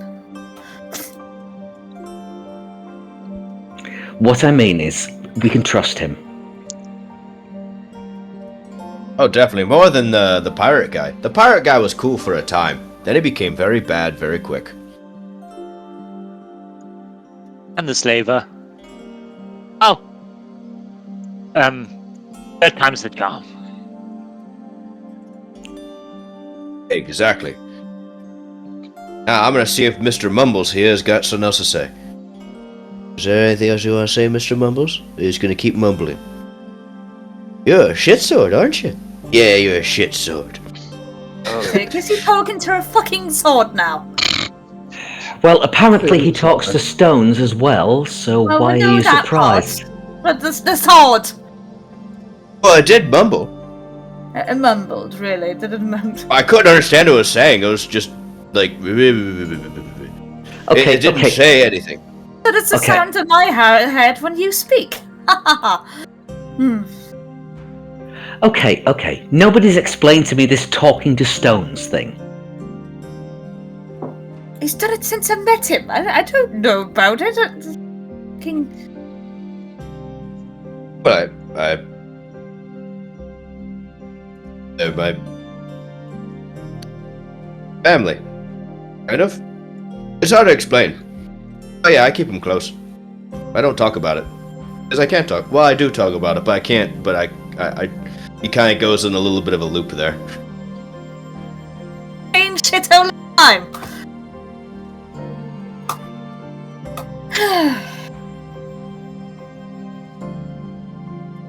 So, if somebody were to say that it's all made up, that it's not real, how might you react, Derrum?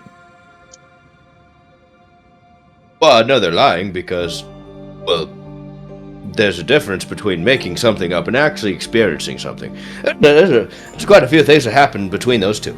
Okay, right. So, something actually happens then. What does actually happen? Oh, I mean, Rubes, I have to. Of course, they're trustworthy. Listen, Mimi, I know you're getting a little bit antsy with the fact that I'm letting a little bit more out, but you know what? I don't think. Just give me 1 second. Oh, just a few minutes. And he just starts talking to himself and like arguing and quoting different names. After about like 5 minutes, he comes back and he's like, but you've seen sometimes when I do my music, right? Or I tell an epic tale and something happens? Like I did it on the boat. Did what on the boat? I didn't see anything on the boat because I was too busy trying to not die, then die, and then try not to die again. Right. You're a bad witness. Anyone else? Yes. And Paul is not looking with his eyes at Derrum. It's from beneath the brim of his hat. Okay. Whilst I was in Cirta, the people that I arranged, and not all of them knew each other. Bertrand, Teddy, Celia, Susie, Sedundra, Gertrude, Harngrim,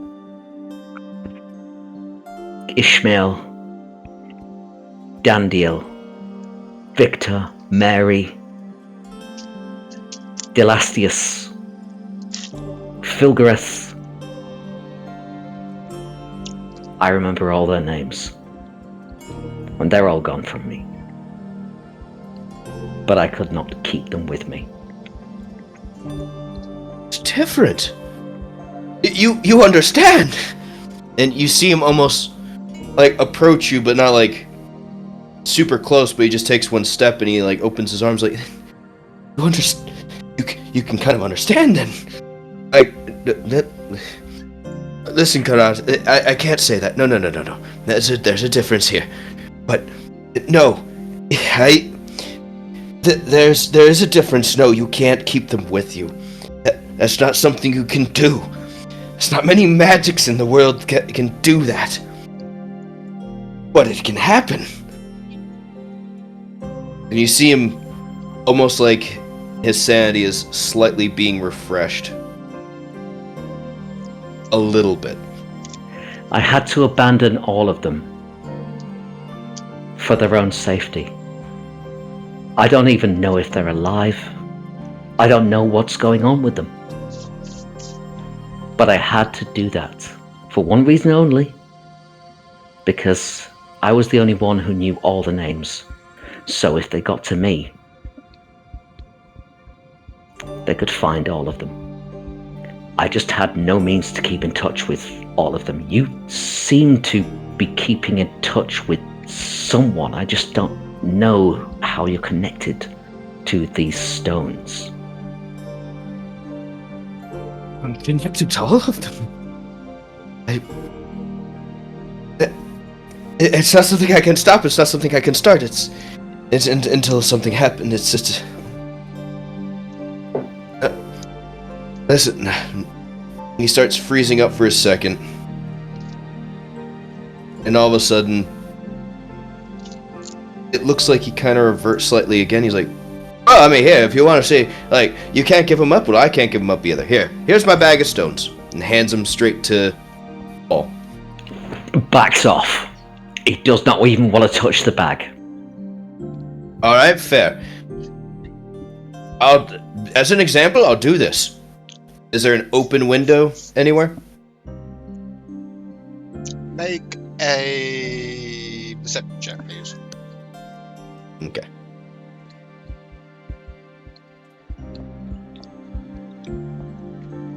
Ah, 14. You see, on the side, on the left-hand side of you, there's a small window open to try and get the air in, where you've all been cleaning. Okay. Is it wide enough to throw something through, or would you have to just drop it through it? Drop it through it. Okay. I'll go up to the window. Go ahead. Just as an example, drops the stones out the window.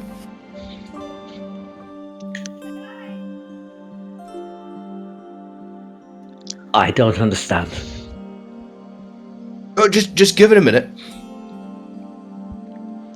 And depending on how long everyone's waiting, I'd say about 3 or 4 minutes. Yeah. He goes in his pack and like, oh, well, here they are. Opens his bag and shakes the same exact sack he just dropped out the window. They're going to be pretty angry for that, but it's a little bit of a difference. But anyways, so yeah, it's not that I can't or I won't or I don't. It's just it is.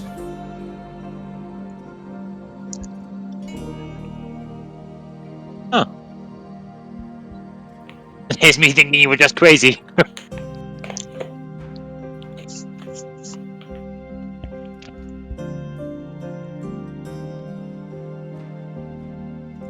But like I've said to all of you, you're friends. It's fine. Have I been untrustworthy? He looks around, kind of confused for a second there. It's a bit odd, Facinus. So you do get that part, right? Paul is just looking at him in the eye and not saying anything due to what we both know he witnessed.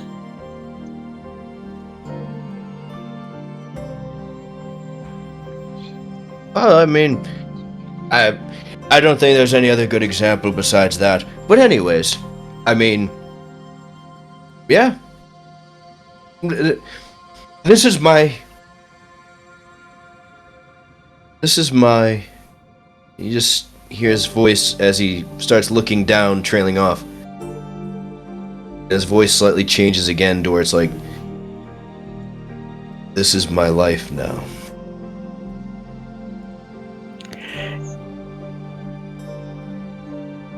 If you wanted to leave the stones behind, Derrum, could you? No. Ah. He's still looking down.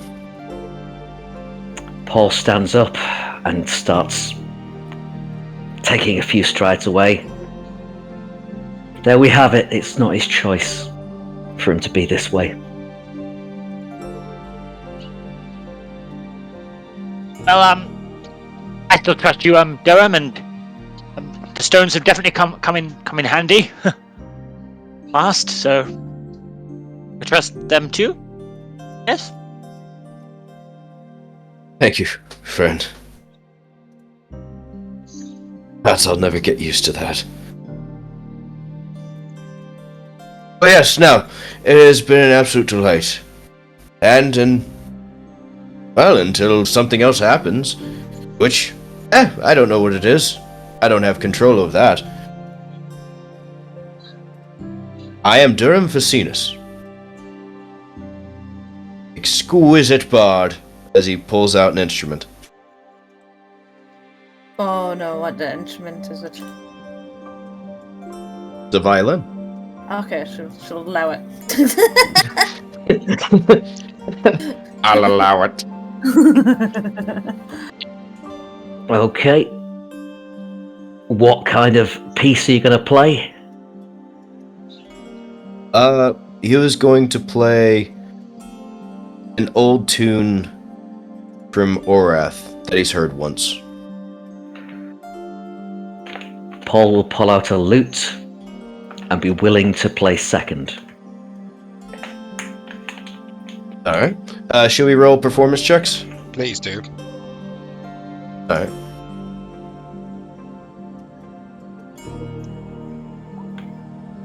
I think my guy's a bit shaken up. He got a 16. Oh. I only got a That's the 14. first time. But So together we make a 30. So you do quite a jaunty tune. It's passable. It's not amazing, but it's passable. Halfway through the song, you notice Galileo coming down the stairs, clapping along, and at the end of the song, he's like, "Well, that was fantastic performance. I enjoyed it. Now, who's up for some vegetable stew?" Yes. I'll just after they take some. I'll go and prepare it in the kitchen then and bring it out to you. As he goes off into the kitchen, he starts preparing the vegetable stew. Very hospitable. Takes about an hour, and then he brings the stew onto the fireplace to get it cooked and everything. At this time, would anyone want to roleplay at all at this time, or do you want me to go ahead and carry on? Go ahead. Go ahead, man. Okay. So he finishes cooking the vegetable stew, and he pours out into these 6 quite unique china bowls, and he pulls up like stools and other things for you all to sit around the table and everything. And he pours out some wine to you lot as well, and he has a basket full of nice bread as well in the middle. And you start eating the vegetable soup or the vegetable stew. Does he eat as well? Yes. Triple checking. I'll dig in regardless. So I Yes, have Dick. to appreciate your hard work cleaning this place. I know it's not easy, but I've never really had the time to do it, you know what I mean? It's been a bit knuckled down into the doing hard work, as you might say. One favour buys another. I appreciate that, Paul, thank you. I don't know any of your other names. I know Derrum, is it? Ah, yes. Derrum Facinus at your service, good sir. And you're a fantastic host, I gotta say that. Absolutely brilliant. Are you Loved every minute. You still talking to that ring and sword of yours, boy? I keep mumbling every so often, but I'm kind of just ignoring it at this point. Right. And that's okay. I mean, we did loot it off a corpse, so I don't know if it's cursed or something. Maybe I'm cursed. And how about you? And he's pointing at you, Caith. I'm Caith. Nice to meet you, Caith. Pleasure's all mine if you keep supplying the wine. Well, got plenty of wine at the moment. I make trades on the mainland, you know. I mean, the soup does taste a bit iffy and the wine does take a bit iffy, but it has been a very long day, but I don't mind the taste right now. What's wrong with the soup? Or the stew, even? I don't know. Apparently, maybe I was just a little hint of my own head. I think it tastes like a bit like rat stew. Nayak's I- just I've- smiling. I've heard of half-elves having peculiar tastes, that's all. I'm of a refined taste. Well, I can assure you there's no meat in these in this I know, stew. that's fine. It's sustainable. You know, it's great. Thank you. Like says, the wine is more than greatly accepted. So, as I don't know if Paul has told you, but I'll be taking you in the morning to Dawn's View. Look at that. That'd be fantastic. What would we owe you for that? Well, you've already done it. Cleaned my house.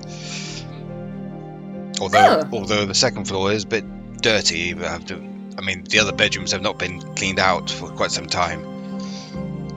Do you notice after so many days on sea, I think it'll be fine. There are a couple of rooms that you might have to share, but that won't be a problem. Yes. I'm sure all of the boys here will be fine sharing, won't you? I don't mind doing a few more hours' work, Galileo. This is how it was back when I was with the people in my hometown. A favor for a favor. Well, that's No money exchanged. We just all helped each other out and we were all in solidarity. oh, that's mighty fine of you, my boy. Thank you.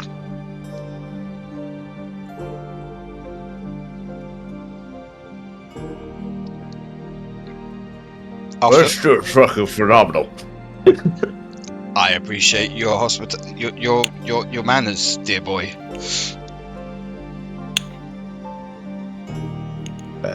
He's not doing anything else. After you all finish your stew, Gallo abruptly stands up and sits on this armchair near the fire and lights a sort of a Tolkien-esque pipe as he's just sitting down watching at the fire. Well, I've still got a job to do, so I'm going over to dust and wipe up the rooms that I can. How many rooms are there? There's about 4, including his. Well, if we get Nayak to help us, it'll be fast. Yeah, Nayak will do some prestidigitationing. Just like gentle hands over, and it's just like a nice breeze comes from outside to like whip up the dust and pull it out, or make the glass shinier. Well, I'd be more concerned about the mattresses and duvets. We might need a paladin for those.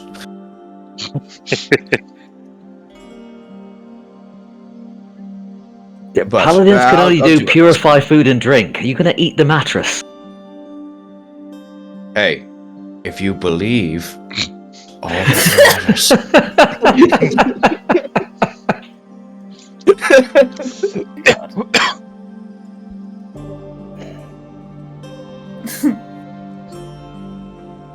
But I'll just crack on cleaning with them as well, Okay. and then I'll do my typical thing. What, going outside and Yep, going outside. I'll make sure the rooms are clean for everyone else, but I'm gonna sleep outside. it gets quite late, the rooms are cleared. You'll notice that Galileo has fallen asleep in the armchair. Blanket on. What are you guys doing? Well, if he's not got a blanket on, I'd like to put one on him. Oh. Maybe remove the pipe so he doesn't burn himself. That would be a good idea. I'll put it on the stool next to him or something. Okay. Nayak's gonna go find a perch somewhere outside in a tree. Okay. To sleep. Fitz is gonna have a quick look in the laboratory, but not go in because he trusts the guy. Paul said that they can trust him. So you're just having a look in. You're just peeking in. Yeah, just like pops his head in, see if Yeah. there's anything interesting. Any books that say evil plan or it's your star sign, Fitz. No book saying about evil plan or anything. Just books about stars, his own book, notes, and everything.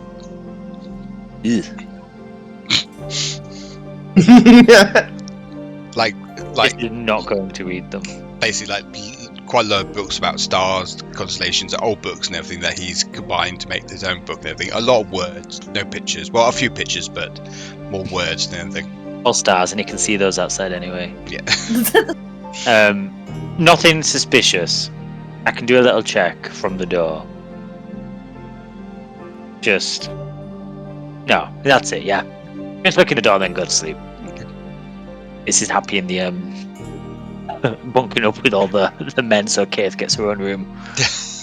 Well, count 4 rooms. Counting out Derrum and Nayak, everyone could get their own room. Well, Paul, you sleep in Galileo's bed. I'll get this one. Excuse me? He's asleep downstairs. You're his friend, aren't you? I can't. No.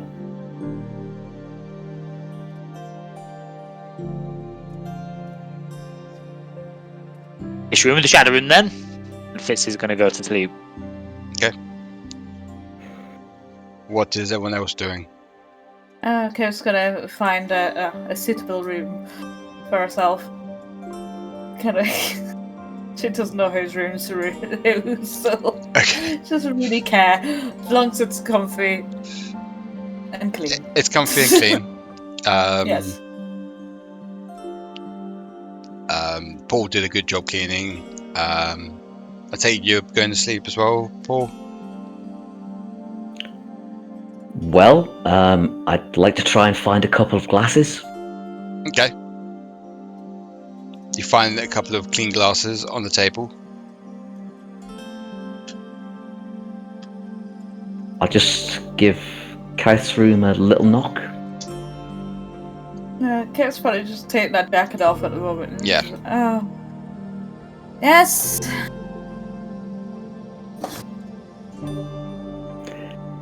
He'll open the door with the 3/4 bottle of whiskey in his hand. There's things we haven't finished,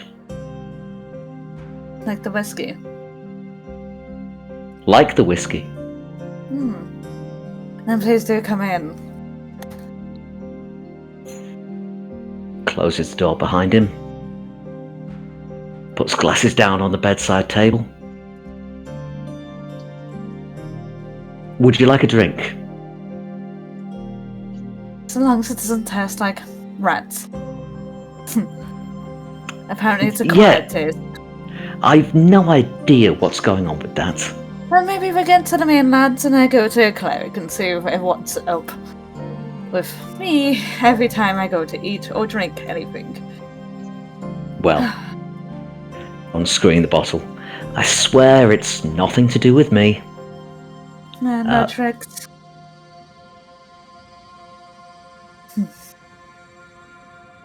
Are you asking me? Yeah, it's just like no tricks. Not tonight. No, okay. Pause for a double measure. Pours the same in my glass. Chin chin, man. Cling. Is this out of his collection? No, this was the bottle that we got in the bar at the last island. Right. Oh, the one that didn't pay for. Everybody abandoned it, so of course Paul took it. Nice. You give me a... Paul, Yes. what do you want? Only what you've been inviting me to your room for so many times. Oh, but I have to be drunk for that, Paul. She kind of smirks, though, like sarcastically. Well, if I'm equally drunk, then nobody's at disadvantage, are they? No, would not like to have that, would we? A disadvantage. But I didn't notice your concern on the ship. And I've got to admit, it was quite endearing. Okay, I've got to be really honest with you right now. Yes? You are the most annoying, self-entitled, rich girl, obnoxious personality that I've ever met, and I can't help but argue with you all the time, and I could do it for hours on end. Girl. Oh, Paul, you have no idea who I am, do you? I'm not rich, and I don't choose to be, either. You're not rich. What? No, I'm not. My father is, but not me. My father and his family. His new family. So, yes. I chose this path. Paul. And yes, I might act entitled. And I guess that's the way I've been brought up. But I am trying my damn best to be accepting of things. I mean, Christ, I didn't have a go at Facinus. I didn't have a go at Fitzroy for getting not duped by that idiot with the wagon. Yes. I am trying to be better. If you haven't noticed.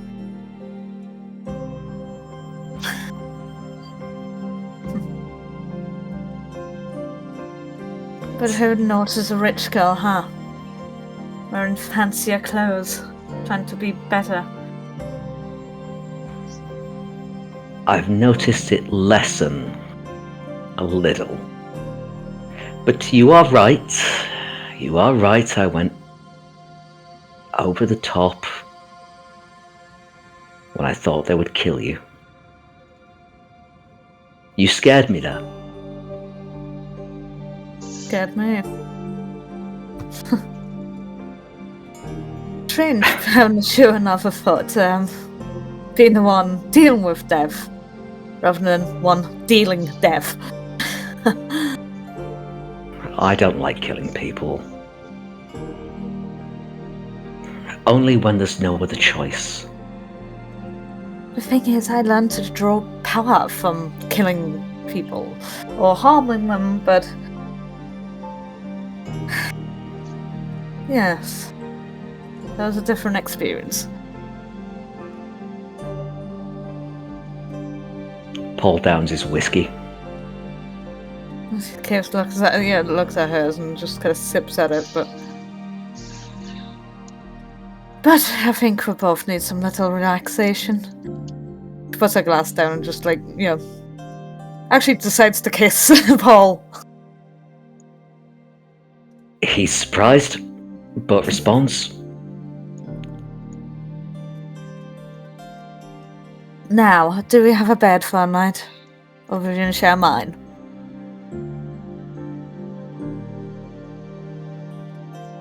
Perhaps I should. I don't know, I'll probably leave it at that. Good idea. Good idea. This is a PG channel. I know. That's why I was saying. Fade to black. Fade to black. But I would like you to roll performance though, Matt. Performance, not constitution. Okay. Ashley, I'm going to take one from Joe because he said athletics, didn't you, or acrobatics? Didn't I have to? I still had to do performance though. Yeah, oh I yeah. suggested athletics and Yeah. you said no. Oh, yeah. His athletics Yes, is of course, fantastic yes. and his performance is shit. Why did Um, I argue? My performance is far better. My athletics are so shit. But we could do that in a minute. So, after a while, everyone has fallen asleep. Derrum, you find yourself dreaming of being underwater, but you managed to breathe. You can breathe underwater. Wait, I can breathe again? Underwater, yeah. Oh, okay. In this I dream. don't even need to breathe to begin with. Well, in this dream, Alright. there's darkness all around you. Then all of a sudden you see this great big monstrosity come towards you with tentacles going as far as I can see. It's getting closer and closer to you until it opens its 4 eyes and looks at you with a purple gaze. One of the tentacles sort of embraces you. It doesn't squeeze you, but it embraces you with a soft touch. You picked up the swords. Yeah, I did. I don't know what it does. And I also got this ring, too.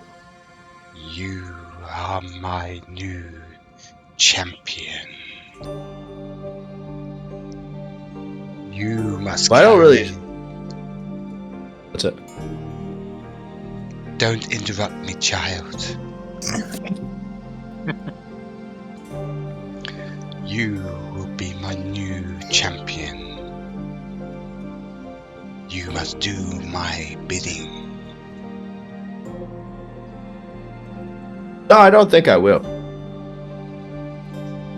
I already have something that's kind of serving when I can't really choose, so I can't really serve 2 masters. It's kind of impossible.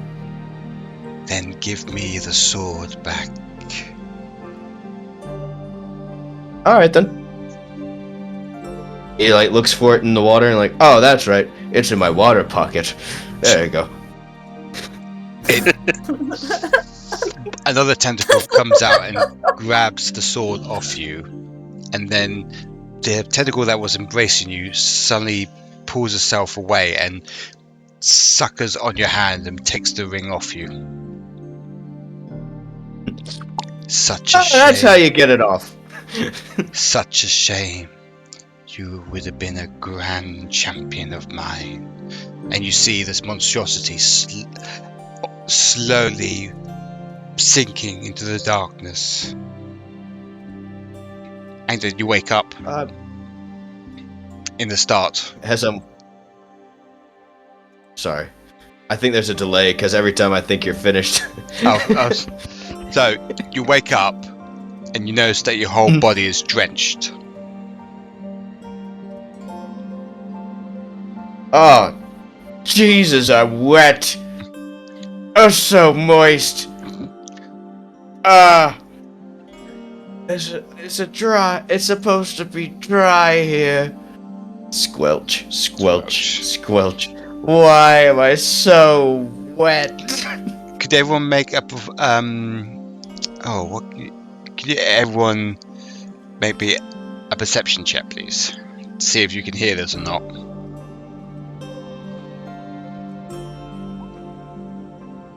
Oh. 11.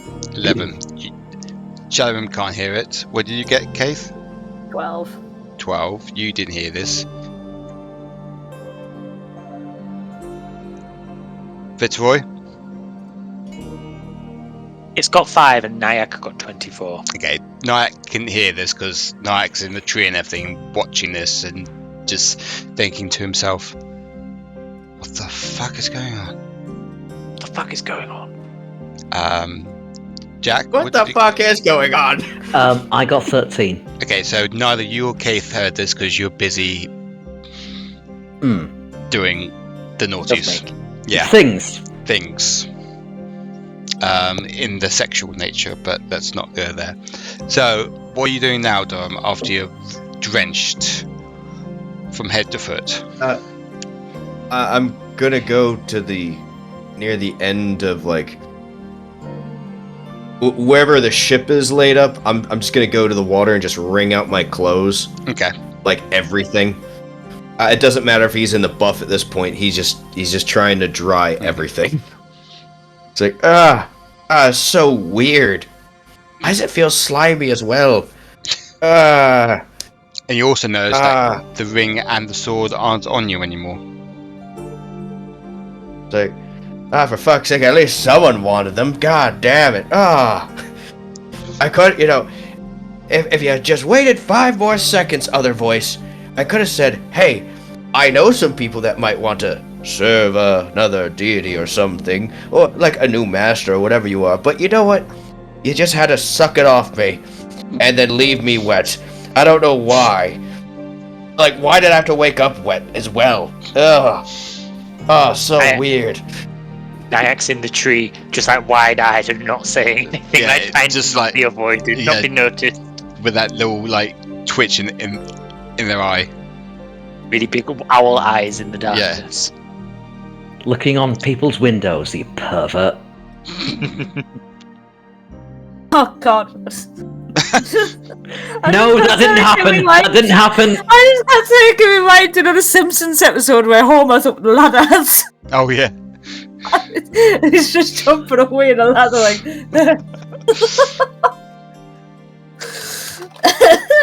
So after a few, I would say half an hour, you manage get yourself fairly dry.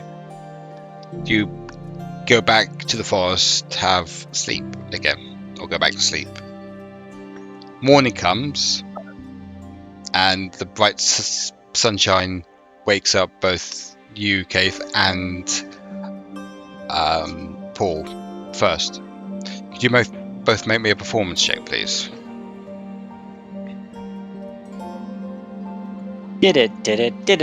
Doom. I'm actually rolled a bit better for a change. 23. Ooh. What did you get, Caith? 14. Okay. That's the best I've rolled all night. So it was a passionate night of lovemaking. You didn't hear anything outside your room, and not a lot of people heard what was going on, apart from Nayak, who heard Derrum talk weird things during the night, and he heard you. You wake up in the same bed. I What thought so. What are you two doing? Nah, she's probably gonna nudge him out of bed and be like, go and get some breakfast. Please. How do you nudge him out? With her foot. Just nudge. Do you know what annoying nudges Poke until he reacts. Yeah. Yes, what? Breakfast, tea, come on. Old glass of wine. Okay, I'll get you tea, but what breakfast do you want? Some eggs would be nice. Eggs how? Is it eggs Benedict? Is it... What? Well, do you prefer them poached? How do you prefer your eggs? Unfertilized would be the witty answer. It's too early in the morning, darling. Please just be a good boy. He's probably only going to give you fried eggs. Okay? With some toast? Yeah, she'll probably just eat it. Okay. I'll do what I can. Thank you. You are a darling. He'll put his clothes on before he goes and does that.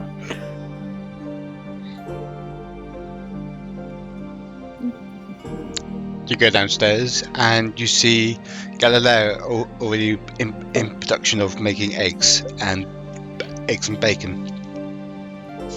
Good morning, Paul. Hope my cooking didn't wake you up. No, don't worry about the noise at all. Just making some eggs and bacon before we head off to Dawn's View. I take it you all That's- want some?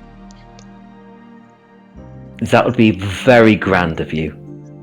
Are you sure you don't want any more from us? Oh, not really, no, because I make trades with some fishermen and vegetable what do you call them? Vegetable people. Greengrocers. That's the one, the greengrocers. My Galileo brain just went off then. Yeah, I do a bit of trade with them on the mainland. Don't worry about it. I know the more intellectual mind often forgets the mundane things.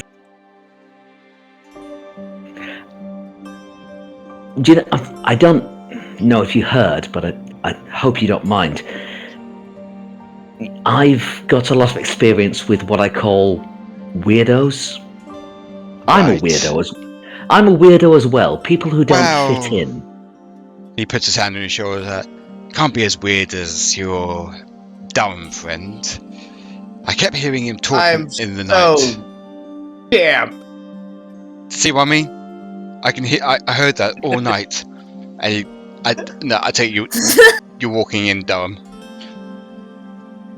Yeah.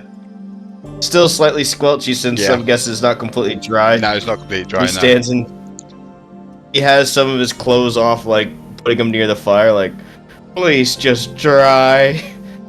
At least I don't have to worry about the mumblies anymore. You see what I mean? Yes, this has been our travelling experience. Good morning, Derrum! I hope you are well. I'm doing alright. The ring got sucked off of me, and same with the sword. They're gone. Sorry, what?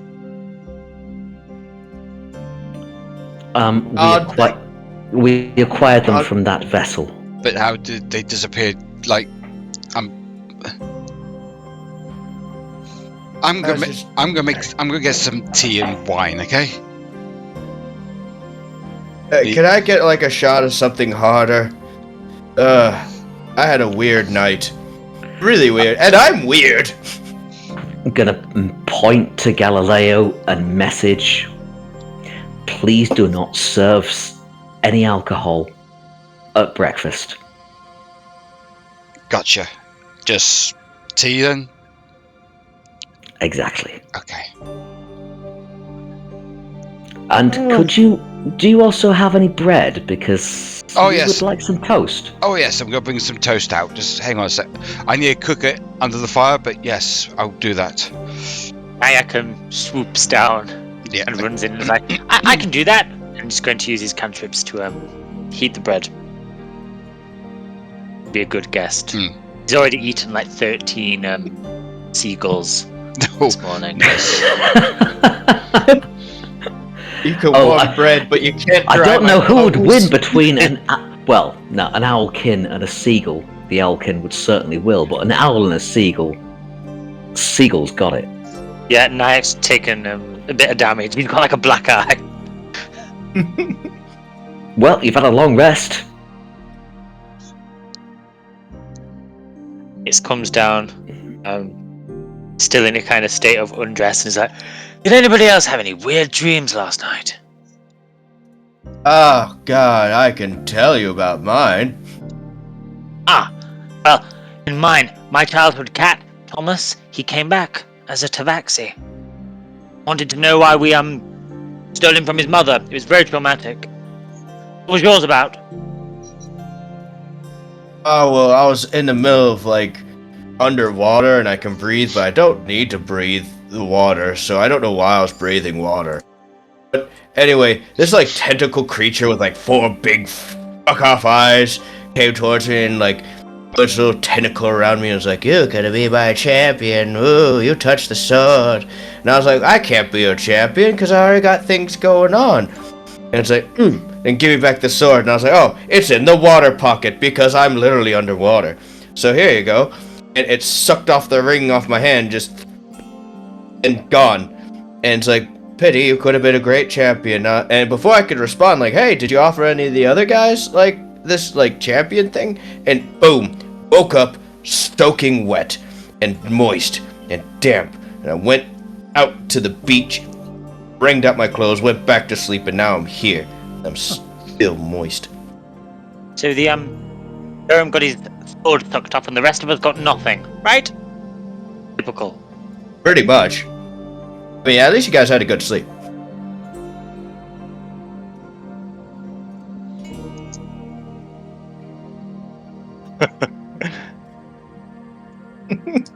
Yeah, Joe the character was making a sex joke then. Fitzroy doesn't know. Joe knows. I know. Joe knows. We all know you know. Oh, no, we know. When no, you know. Your mind's in the gutter. Come on. So, Gallagher cames in with some hot tea, and he pours out it into cups and everything. Caith, are you coming down at this time with Shadorim? Yeah, she'll stroll down, like nonchalantly. Yeah, I'll be coming down. As you see, Derrum warming his buttocks by the fire. Has he got his clothes on? Some of them, yeah. Alright, so she can't actually see his ass. I mean, to be honest, I could be completely in the buff, unless I'm told not to by the host. I love that. You're shirtless. How about that? Oh, that's fair. Oh, it's a lovely sight in the morning, isn't it, guys?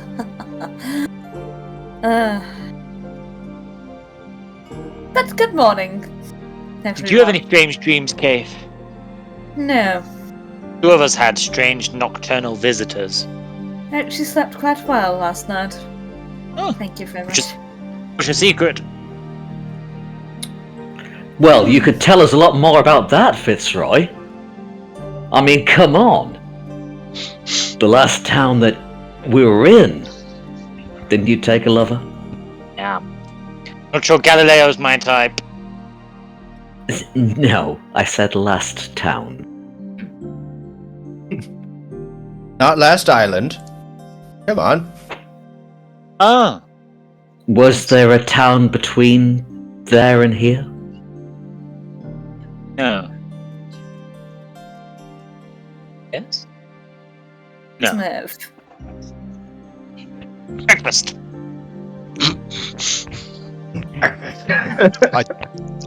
I don't know if Fitzroy is trolling or is he being serious. They can't remember. Oh, I think Fitz was being dim. Okay. But that was just me. Also being dim. You took on a love at the orc. Yeah, no, I do remember. Okay, I remember. So you all go around the table and you start eating your eggs and bacon.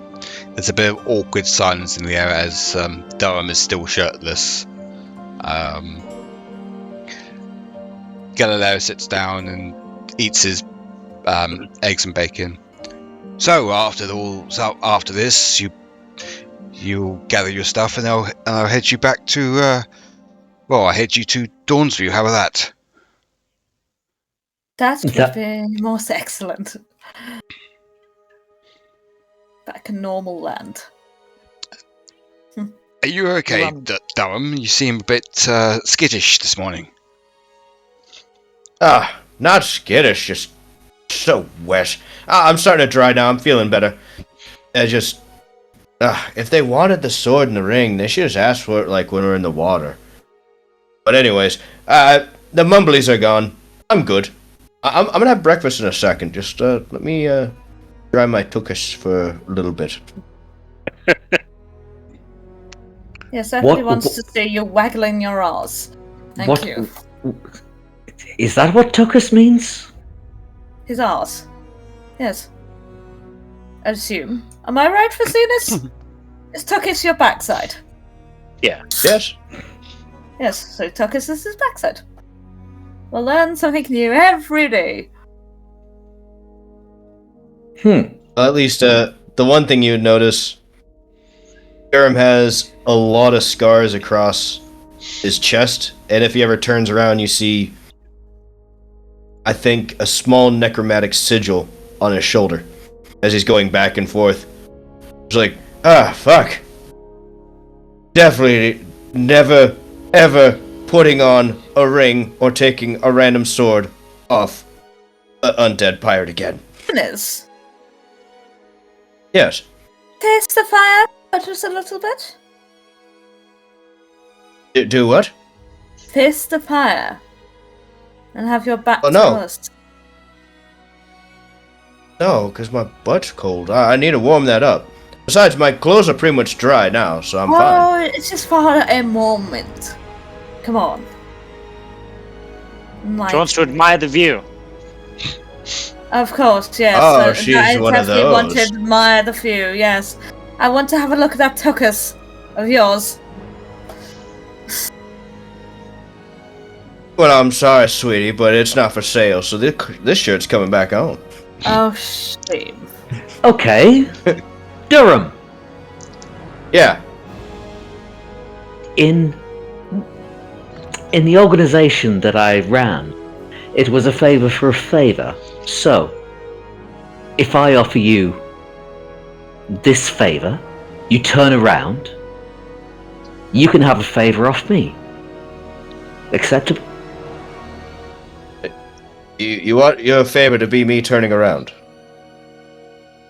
At this Yes. point, Caith standing up and all that. Alright. Turns around. Okay, and Paul immediately just runs up and whatever's covering it just shows that symbol. Yeah, Caith's gonna have a look at that necromantic symbol. Would you recognize it? Make a history check, please. Oh! Yay. I like Yeah. history. I'll message you real quick. And that's a +2 for proficiency. That's 21. Okay. Could you message Caith? Derrum? I'm gonna message her real quick. I was just making sure you had it as well. That's cool. Thank you, bud. Of course. Come on, Facinus, tell me your secrets. All of it, Malari! All of it! Oberchis, Malakis, Oberjabana. I guess no one's a fan of Babylon 5. That's fine. Well, you can Yes, leave Babylon. Golden now.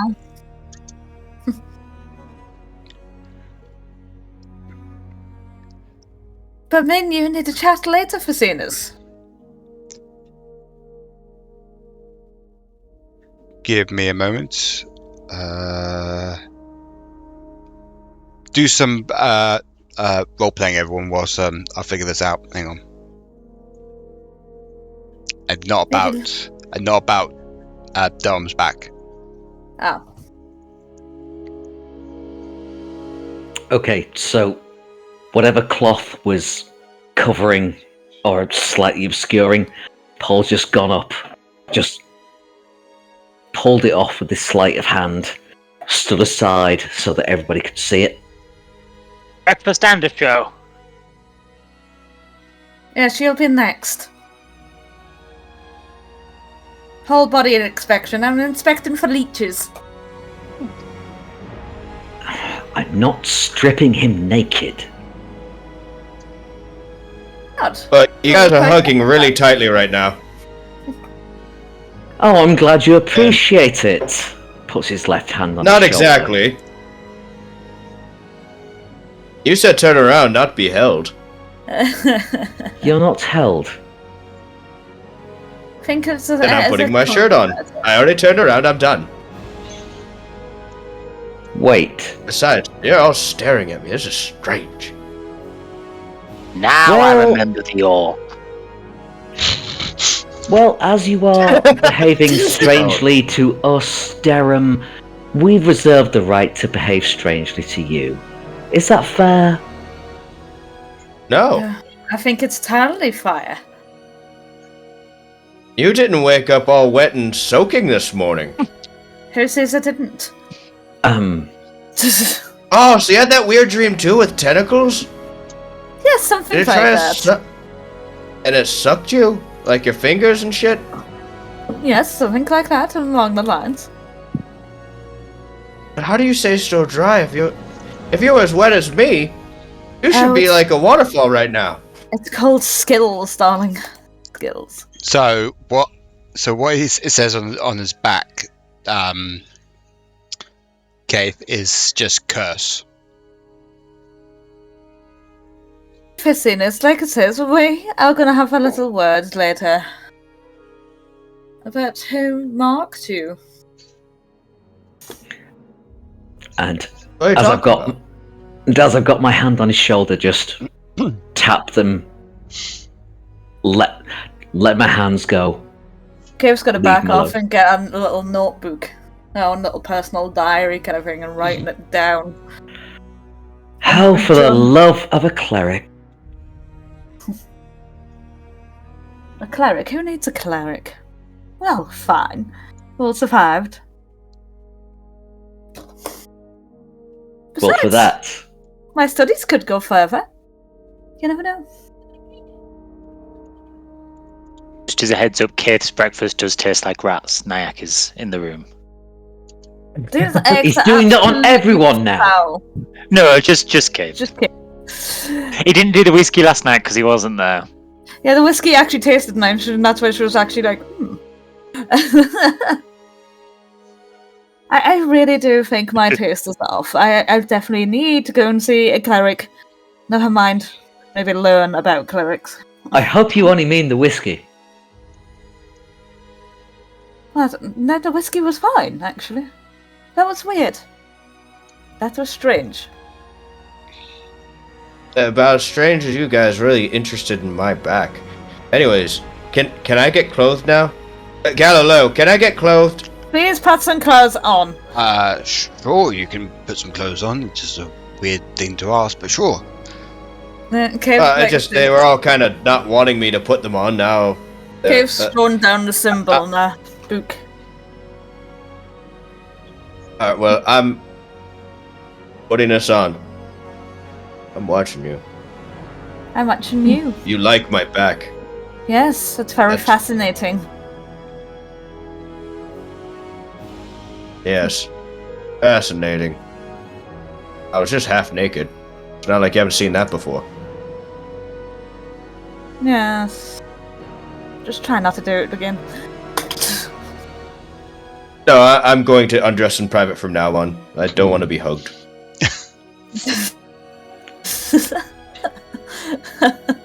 Is this some kind of dirty protest? Dirty protest? Yes. No, I just wanted to get dry. Then you told me, favor for a favor, turn around. And then you and Caith scampered up behind me like, oh, la, la, la, la, like looking at me. I'm like, ah. Yes, this is and weird. you gained a favour from me, Derrum. This is not a bad thing. We're checking you for leeches, Facinus. Leeches. You know, that's right. We were in the water quite a few times. That is You fair. were I sleeping appreciate outside that. by a wooded area. And you got very wet. All right. Do you not realise, at any point, you can fairly now ask me for a favour? Because I've already got one from you. That's very true. Well, if I ever need anything, I'll make sure to call on you. Great, Win-win now stop bitching. You're free of leeches. I already did. I'm clothed now. I feel better. I'm a little bit warmer. Ah, I wish I was wet. So warm now. He just goes over and starts eating.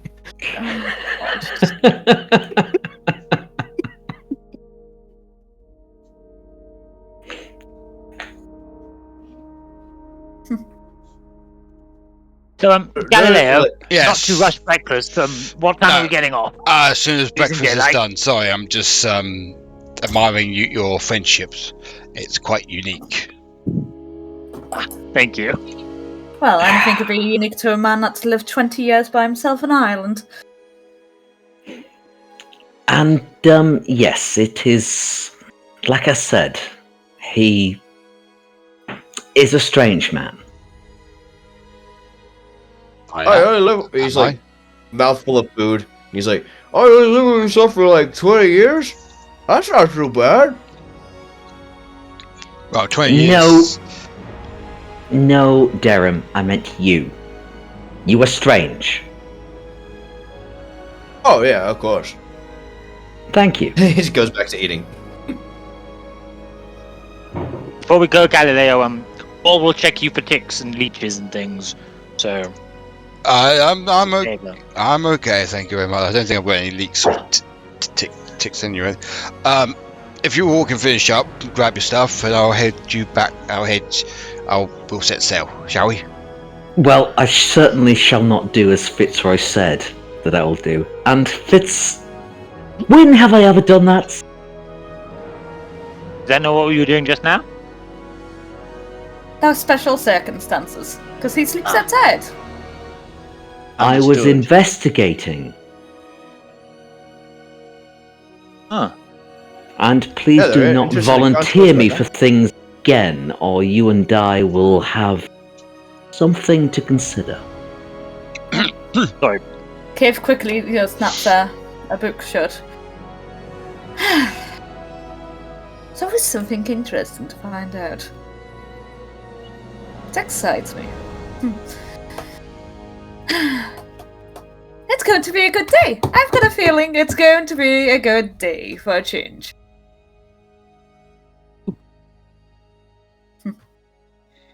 Nobody Yeah, else it's got actually that nice feeling? outside.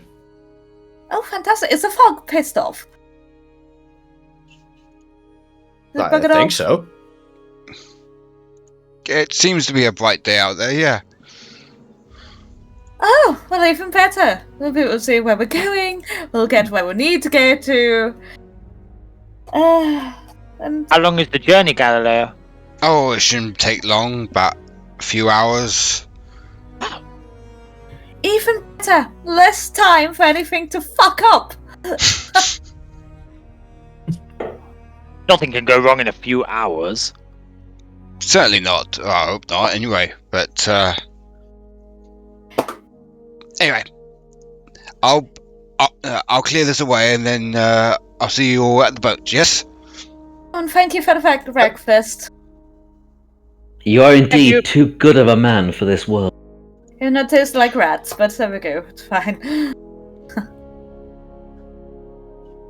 So he goes off and goes to the kitchen, sorts stuff out.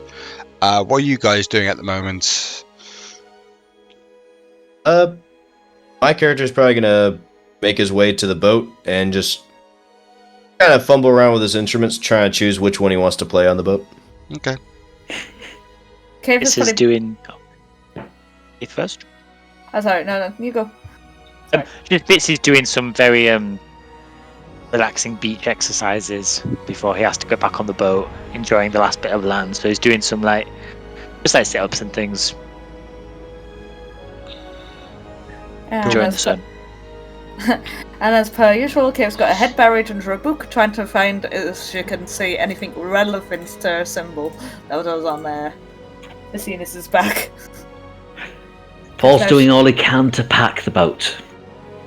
Cool.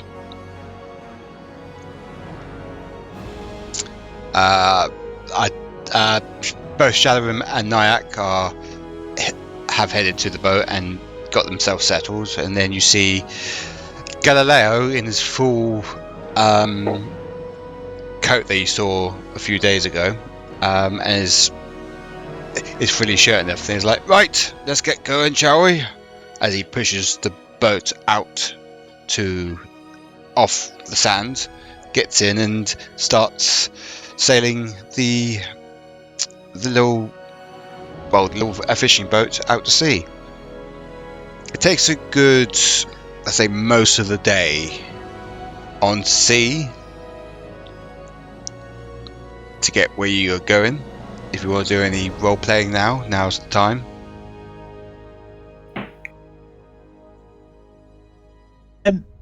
Nayak is flying overhead. Yeah. Snatching seagulls from the sky, being a mischievous owl. It's just soothing on deck. This is like Watchmen kind of shit.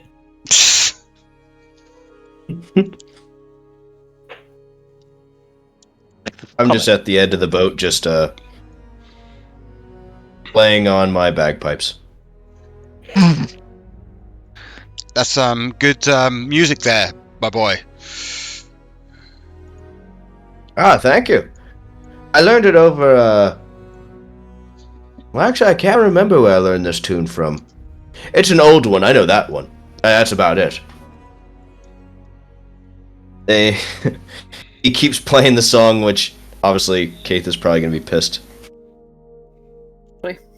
She was enjoying relaxing, but now she's just fucking gritting her teeth. How long into the journey does the afterglow last before Derrum pisses her off? About 4 hours, I say. He's not playing the bagpipes for 4 hours. Yeah, he is. And I rolled a natural Okay. 1. Oh, so they're It's pretty really bad. bad. Yeah, really bad. Right. Do us a favour. Facinus? Make us a wisdom He's saving here. throw, you bastard. He's here. Wait, what? Did someone say something? Make us a Wisdom wisdom saving saving throw. throw. Alright. Fuck it. I got a 9. You Oh. fucking failed and you fall to the floor laughing!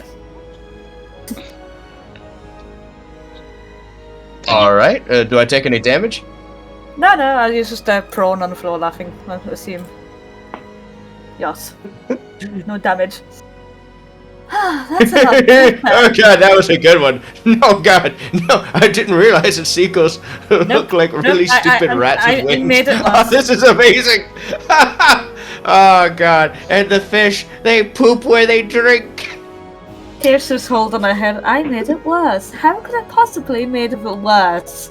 And since he was laughing, holding the bagpipes are just kind of like making odd sounds. As he's Saying to trying to Caith, saying to Caith, you could have tipped him overboard. Yes, he's on the floor now. Shit.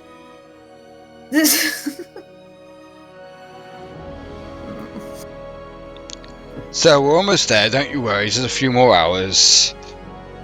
I know he's a bit of a handful, this one, but we'll be there soon.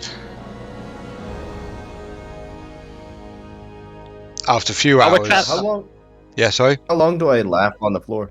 I would say about half an hour, 40 minutes. Alright. I was gonna say the spell only lasts for 1 minute. Okay, yeah. About, Oh. Okay, about a minute then. Tasha's hideous laughter. Mhm. Yeah. Is that it? Yeah. She had to like name her after- spells after herself. Egotistical bastard. I know, but it's Caith's hideous laughter, you know? Right Oh, there, bitch. Alright, yeah. That's canon now.